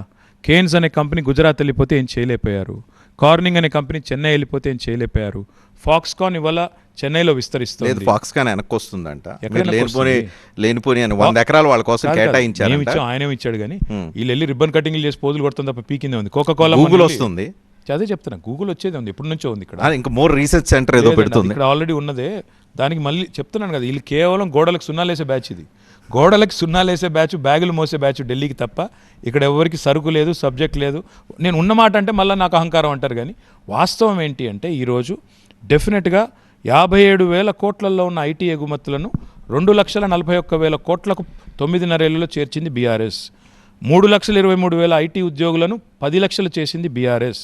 ఇది వాస్తవం, నేను చెప్పడం కాదు. 11 నెలల్లో 43,000 కోట్ల రూపాయలు పెట్టుబడులు తెచ్చింది కాంగ్రెస్. ఇది శ్రీధర్ బాబు అనౌన్స్మెంట్. శ్రీధర్ బాబు అనౌన్స్మెంట్ కానీ పాపం భట్టి గారు ఏం చెప్పారు ఆయన చూసినట్లేరు, అప్ టు డేట్ లేరు ఆయన. మీరు చెప్పండి ఆయన కొద్దిగా. ఎంఓయూలు చేసినంత మాత్రాన పెట్టుబడులు రావని ఆయనే చెప్పారు బట్టి గారు. పాపం దావోస్లో ఎంఓయూలు నీళ్ళే పాపం గవర్నర్స్ అడ్రస్లో బడ్జెట్ ప్రసంగంలో 40,000 అన్నారు. మళ్ళీ పాపం బట్టి గారు ఈరోజు మొత్తం బట్టలు ఇప్పేశారు. ఏమన్నారు రేవంత్ రెడ్డిని, ఏముంది అందులో ఎంఓయూలు ఎవడన్నా చేస్తాడు, అల్టిమేట్గా పైసలు వచ్చినప్పుడే లెక్క, ఏమీ రాలేదు ఇంకా అన్నారు. కాబట్టి నేనేమంటున్నా అంటే వీళ్ళు 12,400 కోట్లు అదాని పెట్టుబడులు అన్నారు. అందులో 5,000 కోట్లు పంప్డ్ స్టోరేజ్ అన్నారు. పంప్డ్ స్టోరేజ్ పాలసీ లేదు తెలంగాణలో. ఎక్కడి నుంచి వచ్చింది సడన్గా? అంటే ఏది ఉన్నది లేనట్టు, లేనిది ఉన్నట్టు తిమ్మిని బమ్మిని చేసి ఐటీ అంటే న్యూక్లియర్ చైన్ రియాక్షన్ అని చెప్పి లేనిపోని ఒక నిర్వచనాలు చెప్పి ప్రజల్ని పిచ్చోళ్ళని చేస్తా అనుకుంటే వాళ్ళే పిచ్చోళ్ళు, అంతకంటే పిచ్చోళ్ళు ఇంకెవరు లేరు. తెలంగాణలో ప్రతిపక్ష పార్టీ కోసం రేసు నడుస్తుంది బీఆర్ఎస్కి బీజేపీకి మధ్య అని. బీజేపీ ప్రతిపక్షం ఎందుకు అవుతుంది? చక్కగా కాంగ్రెస్తో కలిసిమెలిసి నడుస్తుంటే మీరు మరి అని చెప్తే కూడా కొద్దిగా నమ్మశక్యంగా ఉండాలి. హైడ్రాని బాగా సమర్థించింది ఎవరండి మొత్తం రాష్ట్రంలో? మొదట రఘునందన్ రావు, తర్వాత అరవింద్ ధర్మపురి. హైడ్రా కరెక్ట్, ఇది కూల్చిపడేయాలి, అది కూల్చాలి, ఇది కూల్చాలని చెప్పింది వాళ్ళు. అందరికంటే ముఖ్యంగా ఈరోజు రాష్ట్రంలో సహాయ మంత్రిగా, రేవంత్కు సహాయ మంత్రిగా ఒక రక్షణ కవచంలాగా నిలబడుతుంది ఎవరు? బండి సంజయ్ కుమార్ గారు. అదే మాదిరిగా ఈరోజు ఈడీ రైడ్లు జరిగిన తర్వాత 75 రోజుల తర్వాత కూడా కేంద్ర సంస్థలు అసలు చీమంతా చప్పుడు కూడా చేయట్లేదంటే దానికి కారణం ఎవరు? బీజేపీ పెద్దల రక్షణ కాదా? ఎవరితో కలిసి పనిచేస్తున్నారు? 6 నెలల క్రితం జరిగిన పార్లమెంటు ఎన్నికల్లో బీఆర్ఎస్ ఓట్లన్నీ బీజేపీకి షిఫ్ట్ అయినాయి. 5.5 నెలలు మా సిస్టర్ని జైల్లో పెట్టారు. ఒక్క కాంగ్రెస్ నాయకుడిని 10 ఏళ్లలో 5.5 నెలలు జైల్లో ఉన్నారా? మీరు చెప్తారా నాకు? ఎక్కడుందండి బీజేపీ బీఆర్ఎస్? ఏ నాన్ సెన్స్ అది? ఎన్నిసార్లు చెప్తారు ఇంకా అది? ఇవాళ రాష్ట్రంలో కాంగ్రెస్ బీజేపీ చక్కగా కలిసి ఆలుమగల్లాగా పనిచేస్తున్నాయి. అది వాస్తవం. ఒకరినొకరు బ్రహ్మాండ. నేను ఇంకోటి అడుగుతాను రజని, మీరు చెప్పండి నాకు. రాహుల్ గాంధీ అదాని ఫ్రాడ్ అంటాడు. అదానితో అలైబలై చేసుకొని చట్టపట్టాలు వేసుకొని తిరిగేది ఎవరు రాష్ట్రంలో? రేవంత్ రెడ్డే కదా. చౌకీదార్ చోర్ హే అంటాడు రాహుల్ గాంధీ. లేదు బడే బాయ్ అంటాడు ఇక్కడున్న ఆయన రేవంత్ రెడ్డి. లేదు అసలు గుజరాత్ మోడల్ బేకార్ అంటాడు రాహుల్ గాంధీ. లేదు గుజరాత్ మోడల్ షాందార్ అంటాడు రేవంత్ రెడ్డి. ఎవరితో ఉన్నారు అసలు ఈ రాష్ట్రంలో? ఎవరు ఎక్కడ పోతున్నారు? కాంగ్రెస్ బీజేపీ ఈ రాష్ట్రంలో పాపం రాహుల్ గాంధీకి ఏం తెలవదు ఢిల్లీలో. ఇక్కడ మాత్రం ఒక పెనవేసుకొని ఒక అనుబంధంతో రాష్ట్రంలో ప్రభుత్వాన్ని నడుపుతున్నాయి. బీజేపీ ఇక్కడ ప్రతిపక్షం కాదు. కిషన్ రెడ్డి పల్లెత్తు మాట మాట్లాడాడు రేవంత్ రెడ్డి. ఈ మధ్యకాలంలో మీరు ఫాలో అవుతున్నట్టు రోజు తిట్టుకుంటున్నారు, గట్టిగానే తిట్టుకుంటున్నారు. అదేదో నేను గిచ్చినట్టు చేస్తాను, వేడిచినట్టు చేయండి, కొత్త డ్రామా నిన్న మనం మొదలుపెట్టారేమో కానీ ఈటెల రాజేంద్ర హైడ్రా మీద చాలా గట్టిగా ఆయన ఒక్కడే ఉంటారు మూసీ మీద. అదే ఆయన ఒక్కడే మాట్లాడుతున్నాడు. ఆయనలో ఇంకా కొంత ఎక్కడో పాత బీఆర్ఎస్ పోరాట పటిమ ఉంది కాబట్టి ఆయన ఒక్కడే మాట్లాడుతున్నాడు. ఈటెల రాజేంద్ర పాత బీఆర్ఎస్ పోరాట పటిమ ఉంది కాబట్టి అండి. ఆయన ఏదో కొత్తగా బ్రష్ పట్టించకండి, ఆయన ఏదో మా పార్టీలోకి వస్తున్నాడు. పార్టీలో 17-18 ఏళ్ళు పనిచేశారు కాబట్టి ఆ పోరాట పటిమ ఉంది కాబట్టి ఆయన ఒక్కడే పోరాడుతున్నాడు ప్రజల పక్షాన మాలాగా. మిగతా వాళ్ళందరూ కూడా ఆయనకు సరెండర్ అయ్యారు. ఎక్కడెక్కడ ల్యాండ్ డీల్స్ చేస్తున్నారో కూడా నేను బయట పెడతాను. అది కూడా బీఆర్ఎస్ కాంగ్రెస్ వాళ్ళు కలిసి ల్యాండ్ డీల్స్, బీజేపీ కాంగ్రెస్ కలిసి చేస్తున్నారు. బీజేపీ అండ్ కాంగ్రెస్ నేను పేర్లతో సహా ఎవరెవరు బావమరుదులు, ఎవరెవరు వక్ఫ్ భూములు కొట్టేసే ప్రయత్నం చేస్తున్నారు, ఎక్కడెక్కడ ఏం జరుగుతుందో తొందరలో నేను బయట పెడతాను. Wait and watch. ఓకే, మీ ల్యాండ్ డీల్స్ గతంలో చేసి కూడా వాళ్ళు బయట పెడతా ఉంటారు. సార్ ఎన్ని రోజులు చెప్తారు సోది? 1 ఇయర్ అయిపోయింది, ఎన్ని రోజులు చెప్తారు? ఇంకా అదే స్టోరీ. పాడిందే పాటరా పాచిపల్ల దాసరి పెట్టు, ఏం పెడతావు పెట్టు బయట, ఊరికి ఎన్నిసార్లు చెప్పాలి? ఇంకోటి, కవిత బెయిల్ కోసం బీజేపీతో మీరు ఎప్పుడు కాంప్రమైజ్ కాలేదా? నెంబర్ 1. కవిత బెయిల్ కాదు అసలు కాంప్రమైజ్ అయితే జైలుకి పోయిన తర్వాత బెయిల్ కోసం కాంప్రమైజ్ అయ్యారు. అదే అన్న, ఈ స్టోరీలు ఎట్లా ఉన్నాయంటే మరి సోనియా గాంధీ రాహుల్ గాంధీ ప్రస్తుతం బెయిల్ మీద ఉన్నారు బయట నేషనల్ హెరాల్డ్ కేసులో, తెలుసా మీకు? అదే రేవంత్ రెడ్డి బెయిల్ మీదే ఉన్నారు. అంటే కాంప్రమైజ్ అయితే తెచ్చుకున్నారు అందరూ. అమృత్ టెండర్స్ కి సంబంధించిన ఆరోపణలు, సోనియా గాంధీ రాహుల్ గాంధీ బెయిల్ మీద ఉన్నారండి నేషనల్ హెరాల్డ్ కేసులో. ఎందుకు వాళ్ళని అరెస్ట్ చేయట్లేదు? ఎందుకు బెయిల్ క్యాన్సిలేషన్ కోసం ఈడీ పట్టుబట్టట్లేదు? అంటే రాహుల్ గాంధీ సోనియా గాంధీతో డీల్ ఉందా మోడీకి? ఎట్లా బెయిల్ మాకు సుప్రీంకోర్టు ఇస్తే కూడా దాన్ని కూడా సుప్రీంకోర్టును కూడా ఇష్టం ఉన్నట్టు చేస్తాం, గవాయి లాంటి ఒక మంచి జడ్జి గారిని కూడా అవమానిస్తామంటే తప్పు కదా. అమృత్ టెండర్ల మీద కంప్లైంట్ పేరుతో మీరు ఢిల్లీ వెళ్ళి కేంద్ర మంత్రులను కలిసి మాట్లాడుకుంది ఇది. ఫస్ట్ కవిత బెయిల్, నెక్స్ట్ మీరు అరెస్ట్ కాకుండా. నేను ఒకటి అడుగుతాను రజనీ గారు, అమృత్ టెండర్ల మీద ఎందుకు యాక్షన్ తీసుకోవట్లేదు కేంద్ర ప్రభుత్వం? 2 కోట్ల లాభం ఉన్న కంపెనీ సుజన్ రెడ్డి కంపెనీకి 1137 కోట్ల కాంట్రాక్ట్ ఇస్తే ఎందుకు బీజేపీ మౌనంగా ఉంటుంది? మీరు చెప్పండి నాకు. నేను కాళ్ళు పట్టుకున్నా, నీళ్ళు పట్టుకున్నా, నీ సొల్లు మాటలు నేనేమంటున్నా? నేను మోడీనే ఇదే స్టూడియోలో టీవీ9లో కూర్చున్నాను. మోడీ ఈడీ బోడీ ఏం పిక్కుంటావు పిక్కోపో అని చెప్పా. ఇప్పుడు రేవంత్ రెడ్డిని కూడా ఏం పిక్కుంటావు పిక్కోపో అని చెప్తున్నా. నేనేమంటే సరే నాకు అహంకారం, వీడికి ఇంకా తగ్గలేదు, ఏదో మాట్లాడతారు బయట, నాకు తెలియదు ఇంకా తగ్గలేదా? 100% ఒకటి మాత్రం చెప్తున్నా, నేను ఆత్మవిశ్వాసంతో, ఆత్మస్థైర్యంతో, ఆత్మగౌరవంతో బతికేవాడిని. రేవంత్ రెడ్డి లాంటి ఏ బ్రాస్ ఎదవాళ్ళ దగ్గర నేను తగ్గను. మోడీ లాంటి వాళ్ళు భయపెడితే భయపడను. బతికిన నాళ్ళు ఇట్లాగే బతుకుతా. చచ్చిపోతే గౌరవంతో చచ్చిపోతా. అంతేగాని ఇలాంటి దౌర్భాగ్యుల దగ్గర మోకరిల్లాల్సిన కర్మ కానీ ఇంకోటి కానీ నాకు లేదు, ఉండదు. అది తగ్గినా అనుకున్నా తగ్గలేదనుకున్నా ఎవరేమనుకున్నా నా పద్ధతి నాది. నేనేమంటా అంటే నేను తప్పు చేయలేదు, చేయను. ఓకే, తప్పు చేయని వాడికి ధైర్యం ఎక్కువ, ఆత్మవిశ్వాసం ఎక్కువ. అది నాకు ఎక్కువ, తప్పే ఉంది. గత సంవత్సర కాలంలో తెలంగాణ రాజకీయాల్లో రివెంజ్ పాలిటిక్స్ స్టార్ట్ అయింది. బీఆర్ఎస్ స్టార్ట్ చేసింది రివెంజ్. ఇప్పుడు దాన్ని రివెంజ్ పాలిటిక్స్ చేసింటే రేవంత్ రెడ్డి ఈ పార్టీకి జైల్లో రేవంత్ రెడ్డి బయటికి వచ్చేవాడు. ఓటు నోటు కేసుతో జైలుకు పంపించింది బీఆర్ఎస్ పార్టీ కాదా? డ్రోన్లు ఎగరేశానని జైలుకు పంపించింది బీఆర్ఎస్ పార్టీ కాదా? ఇంకో కేసులో రేవంత్ రెడ్డిని సరే నేను ఇట్లా అడుగుతాను, చెప్పండి. మీరు మీ ఇంటి మీదకి వచ్చి నేను డ్రోన్ ఎగరేస్తా, మీరు ఊరుకుంటారా? రెండోది, నేను మీ గవర్నమెంట్ కూలగొట్టడానికి 50 లక్షల రూపాయలతో మీ ఎమ్మెల్యేని కొనే ప్రయత్నం చేస్తా, ఊరుకోవాలా? ఏదో పనులు చేసి నేను జైలుకు పంపకూడదంటే ఊరుకుంటారా ఎవడన్నా? మీ ఇంటికి వచ్చి మీరు ఇంట్లో డ్రోన్ పంపుతానంటే ఊరుకుంటారా? చేసిన ఏదో పనులు చేసి ఇంకా దానికి కేసులు పెట్టారంటే కేసులు పెట్టకుండా దండలే సన్మానాలు చేస్తారా? సో అప్పుడు మీరు కేసులు పెట్టారు, వాళ్ళు తప్పులు చేశారు. ఇప్పుడు మీరు చేసిన తప్పులకు ఇప్పుడు మేము కేసులు పెడుతున్నాం అని వీళ్ళు అంటారు. తెలంగాణలో రివెంజ్ పాలిటిక్స్ సంవత్సర కాలంగా బాంబు పేలుతుంది. ఈ బాంబులేటి శ్రీనివాసరెడ్డి గారు బాంబులు పేలుతాయి. ఏడ బాంబులు ఎప్పుడో కొనుక్కున్నాడు. అమావాస్య ఇక దాచిపెట్టుకున్నాడు, ఇంకా అంటించలేదండి. అదే అండి, అమావాస్య కొన్నాడు. దీపావళి పోయింది, కార్తీక పౌర్ణం పోయింది, సంక్రాంతి కూడా రాబోతోంది. పేల్చమని చెప్పండి, ఏంది పేల్చకుండా?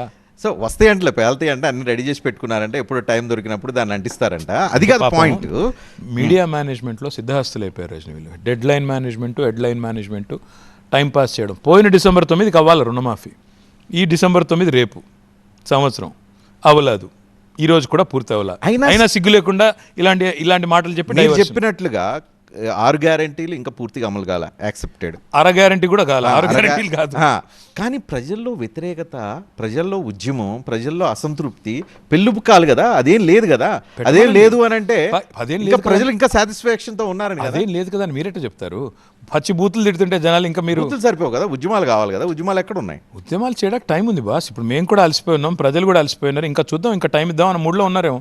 ఎలక్షన్లు పెట్టమనండి, 10 ఉప ఎన్నికలు ఉన్నాయి కదా, 10 మందిని లాక్కున్నారు కదా, ఇంటింటికి వెళ్ళి కాళ్ళు పట్టుకుని రాజీనామా చెప్పించి పెట్టమనండి. రేపు ప్రజలు గనక ఇంకా ప్రజలు స్వేచ్ఛా వాయువులు పీలుస్తున్నారు ఈ సంవత్సర కాలంలో. దాని ముందు 6 గ్యారెంటీలు కొంచెం లేట్ అయినా పర్వాలేదు అనేది వాళ్ళ ఫీలింగ్ అంట. ఇంతకుముందు అంతా మేము కట్టేసి పెట్టాము, ఎవరు కట్టేశారు. అది ఒక రేవంత్ రెడ్డి కంచెలేశారు, కట్టేశారు, మాట్లాడనీలేదు, మాట్లాడుకోనిలేదు, గాలి పీల్చనీయలేదు. మీరు కంచెలు షిఫ్ట్ అయినాయి, ఇప్పుడు జూబ్లీ హిల్స్ ప్యాలెస్ చుట్టూ షిఫ్ట్ అయినాయి కంచెలు అంతే.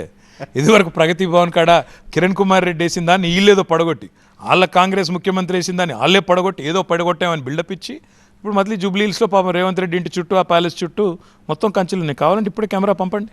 సో మీరు గతంలో తీసేసిన ధర్నా చౌక్ ఓపెన్ చేశారు, అది కూడా మర్చిపోయారు మీరు. ధర్నా చౌక్ మేమే పునరుద్ధరించాం స్వామి, ఆయన చేసింది ఏం లేదు. ధర్నా చేసుకునే అవకాశం ఈయన కల్పించారు కదా రేవంత్ రెడ్డి, కాంగ్రెస్. మళ్ళీ అదే చెప్తున్నాను, ఇప్పుడు మా హయాంలో ధర్నాలు చేయాల్సిన అవసరం పడలేదు, ఇప్పుడు పడుతుంది. ఏం చేస్తాం, అవసరం కదా, అవసరం ఉన్నప్పుడు మరి చేయాలి కదా ధర్నాలు.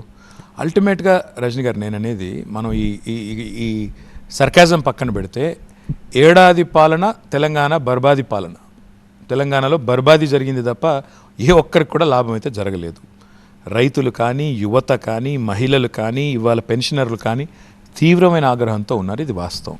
సరే, వాళ్ళు బుకాయిస్తాం, ఇంకేదో చేస్తాం, టీఎస్ను టీజీ చేశాం కదా, తెలంగాణ తల్లిని మార్చాం కదా, సెక్రటరియట్ గేటు మార్చాం కదా, అదే గొప్ప పని మేము సాధించిన, అదే అతి గొప్ప విజయం అనుకుంటే నేను చేయగలిగింది ఏం లేదు. 1,00,000 కోట్లు అప్పు చేసి కొత్త ప్రాజెక్ట్ ఒక్కటి స్టార్ట్ చేయకుండా అసలు ఈ డబ్బులన్నీ ఎక్కడ పోతున్నాయో తెలవట్లేదు. ఇంకెన్ని పచ్చబద్దాలంటే ముఖ్యమంత్రి నెలకు 6,500 కోట్లు అప్పులకే కడతా అంటాడు.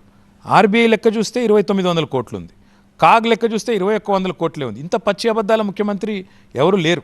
అబద్ధానికి అంగీలాగు తొడిగితే అనుముల రేవంత్ రెడ్డిలా ఉంటాడు. ఎందుకంటే ఇంత అబద్ధాల ఒక ముఖ్యమంత్రి స్థాయిలో ఉండి నెలకు 7 లక్షల కోట్ల అప్పని, దానికి మితిగడుతున్నది 6,500 కోట్లని అబద్ధాలు చెప్తారా? కాగు ఆర్బీఐ లెక్కలు నేను మొన్న ప్రెస్ మీట్ పెడితే ఈ రోజు వరకు దానికి సమాధానం చెప్పిన ఒక్క మంత్రి, ఒక్క ఎమ్మెల్యే, ఒక్క అధికార పార్టీ నాయకుడు లేడు. దురదృష్టం. ఓకే, ఫైనల్గా కంక్లూడ్ చేస్తూ, ఈ సంవత్సర కాలంలో మీ మీద రకరకాల దాడులు జరిగినాయి, వాటెవర్, రాజకీయ దాడులు, వ్యక్తిగత దాడుల మీద మీరు ఏం చెప్పదలుచుకున్నారు రేవంత్ రెడ్డికి ఈ సంవత్సరం అయిపోయిన తర్వాత? నేను రేవంత్ రెడ్డి కొత్తగా చెప్పేదేం లేదు. రేవంత్ రెడ్డి కుక్కతో ఒక వంకర, ఆయన మారడు, నాకు అది తెలుసు. ఆయన ఏం చేసుకున్నా నాకేం ఫరక్ పడదు. ఎందుకంటే ఆయనకేవో కొన్ని పిచ్చి భ్రమలు ఉన్నాయి, భయపడిపోతారని, ఇంకోటని. ఆయన ఏం చేసుకున్నా భయపడేవాడు ఎవడు లేడు ఇక్కడ. ఏం కేసులు పెట్టుకుంటావో పెట్టుకో, ఏం పిక్కుంటావో పిక్కో, మాకు పోయేదేమీ లేదు. ప్రజల పక్షాన మాత్రం నిన్ను వదిలిపెట్టాం. 420 హామీలు నీ పార్టీ ఏదైతే ఇచ్చిందో ముమ్మాటికి అవి అమలయ్యేదాకా నీ ఎంబడబడతాం, నేను వదిలిపెట్టాం. దాంతోపాటు అన్నింటికన్నా ముఖ్యంగా నీ కక్ష సాధింపు రాజకీయాలు, కేసులు పెట్టి మా కార్యకర్తలనో మా నాయకులనో ఇబ్బంది పెడతాననే ఒక దౌర్భాగ్యపు ఆలోచన ఏదైతే ఉందో దాన్ని మానుకొని గవర్నెన్స్ మీద ఫోకస్ చేయి. చివరిగా నేను చెప్పేది, ఇవాళ తెలంగాణ అస్తిత్వం మీద దాడి ఏదైతే చేస్తున్నాడో, తెలంగాణ అస్తిత్వం మీద దాడి చేస్తూ తెలంగాణ తల్లినే మారుస్తాను అనే దౌర్భాగ్యపు ఆలోచన చేస్తున్నాడు. ఆలోచన విరమించుకో. ఒకటి మాత్రం పక్కా, you are creating a compulsion for us. రేపటి రోజున మా గవర్నమెంట్ తిరిగి వచ్చిన తర్వాత రాజీవ్ గాంధీ పేరిట ఉన్న ఇన్స్టిట్యూషన్స్ కానీ, రాజీవ్ గాంధీ పేరిట ఉన్న ఇంకేది కానీ, లేదా ఇందిరాగాంధీ పేరిట ఉన్నది కానీ, ఇంకో గాంధీ పేరిట ఉన్నది కానీ, మహాత్మా గాంధీ తప్ప ఏదున్నా అవన్నీ మార్చక తప్పని అనివార్యమైన పరిస్థితిని రేవంత్ రెడ్డి కల్పిస్తున్నాడు. దీనికి బాధ్యుడు ఆయనే అవుతాడు, రాహుల్ గాంధీ కూడా తెలుసుకోవాలి. సో ఇంకొకటి, మీరు ఇప్పుడు అన్నదాన్ని బట్టి రేపు భవిష్యత్తులో మీద అధికారంలోకి వస్తే రివెంజ్ పాలిటిక్స్ అంటే కేసుల పాలిటిక్స్, కుక్క కాటుకు చెప్పు దెబ్బ ఉంటుంది. నేను పక్కాగా చెప్తున్నాను, 10 ఏళ్ళు మేము చేయలేదు ఇట్లా. 10 ఏళ్ళు చాలా మర్యాదగా వ్యవహారం చేసాం కాంగ్రెస్తో. లేకపోతే ఒక్క కాంగ్రెస్ కూడా బయట ఉండేటోడు కాదు. ఇవాళ దిమ్మెలు కూలగొడుతున్నారు, కేసులు పెడుతున్నారు, కక్ష సాధింపు చర్యలకు పాల్పడుతున్నారు, అధికారులను కూడా కార్యకర్తల్లాగా వాడుతున్నారు. పక్కాగా ఒకటి మాత్రం చెప్తాను రజనీ గారు, మేము తిరిగి వచ్చిన తర్వాత మాత్రం ఈసారి బీఆర్ఎస్ 2.0 చాలా డిఫరెంట్గా ఉంటుంది. మీరు కూడా ఈ మధ్య నేను మంచోని కాదనేది నేను అసలు మా నాన్నగారు అంత మంచోడిని అయితే కాదు నేను. సో అంటే బీ రెడీ ఫర్ కేసెస్ అని చెప్పి మెసేజ్ పంపి, బీ రెడీ ఫర్ కేసెస్ కాదు బాస్, నేను ఒకటి మాత్రం చెప్తాను. వాళ్ళు టెంప్లెట్ ఇచ్చిపోతున్నారు, మాకు టెంప్లెట్ ఇస్తున్నారు. ఏ రకంగా ప్రతిపక్షాలను ఇరిటేట్ చేయవచ్చు, హింసించవచ్చు, మానసికంగా చిత్రవద చేయొచ్చునో టెంప్లెట్ ఇస్తున్నారు. ఆ టెంప్లెట్ వాళ్ళకి రేపు వర్తిస్తుందని మాత్రం చెప్తున్నాను. Right, okay, thank you very much KTR గారు. అండ్ 1 సంవత్సరం ప్రతిపక్ష పార్టీ రోల్ పూర్తి చేసుకున్నారు. నెక్స్ట్ 4 years సక్సెస్ఫుల్గా పూర్తి చేసుకొని ఆ తర్వాత నెక్స్ట్ ఎలక్షన్కి మీరు రెడీ కావాలని కోరుతున్నాం. ఫైనల్ కంక్లూడ్ చేసే ముందు ఇంకోటి మర్చిపోయాను, రేపు లోకల్ బాడీ ఎలక్షన్స్ జరగబోతున్నాయి. ఫస్ట్ జెడ్పీటీసీ, ఎంపీటీసీ ఎలక్షన్లు జరగబోతున్నాయి, మార్చి అనుకుంటా. 42% రిజర్వేషన్ ఇచ్చిన తర్వాతే లోకల్ బాడీ ఎలక్షన్లు జరపాలి. ఎందుకంటే కాంగ్రెస్ పార్టీ బీసీ డిక్లరేషన్లో స్పష్టంగా హామీ ఇచ్చింది, 6 నెలల్లోనే బీసీ డిక్లరేషన్ అమలు చేస్తాం, కులగణన పూర్తి చేస్తాం, 42% రిజర్వేషన్ ఇస్తాం, బీసీ సబ్ ప్లాన్ పెడతాం. నేను కాంగ్రెస్ పార్టీని డిమాండ్ చేస్తా ఉన్నా, కాంగ్రెస్ ప్రభుత్వాన్ని డిమాండ్ చేస్తా ఉన్నా, మీరు లోకల్ బాడీ ఎలక్షన్స్ ఖచ్చితంగా 42% రిజర్వేషన్ అమలు చేసి పెట్టాలి. మేము గతంలో మార్కెట్ కమిటీల్లో బలహీన వర్గాలకు రిజర్వేషన్ కల్పించాం, మహిళలకి లోకల్ బాడీస్లో 50% రిజర్వేషన్ కల్పించింది బీఆర్ఎస్ ప్రభుత్వం. ఇచ్చిన ప్రతి హామీ నిలబెట్టుకున్నాం. 10% రిజర్వేషన్ గిరిజనులకు కల్పించాము. మీరు కూడా బీసీలకి 42% రిజర్వేషన్ ఇస్తామని చెప్పారు. ఇచ్చిన తర్వాతనే లోకల్ బాడీ ఎలక్షన్ పెట్టాలి, లేకపోతే రాష్ట్రంలోని బీసీలు మేము తిరగబడతారు. సో మీరు లోకల్ బాడీ ఎలక్షన్లో మీ సత్తా చూపించబోతున్నారా? తర్వాత గ్రేటర్ హైదరాబాద్ ఎలక్షన్ రాబోతున్నాయి నెక్స్ట్ డిసెంబర్లో. ఈ రెండింటిలో బీఆర్ఎస్ క్రికెట్లో అంటారు కదా నెక్స్ట్ బాల్ ఆడాలి అని. సో నెక్స్ట్ ఏ బాల్ వేస్తారో చూద్దాం. గూగ్లీ వేస్తారా, లేదా ఫుల్ టాస్ వేస్తారా, ఏది వేస్తారో చూస్తే దాన్ని బట్టి ఆడుతాం. Right, okay, thank you very much and best of luck. Thank you. ఇది కేటీఆర్తో what Telangana things today. Next break తర్వాత బీజేపీ రాష్ట్ర అధ్యక్షుడు కిషన్ రెడ్డి మనతో జాయిన్ అవుతున్నారు. చిన్న బ్రేక్.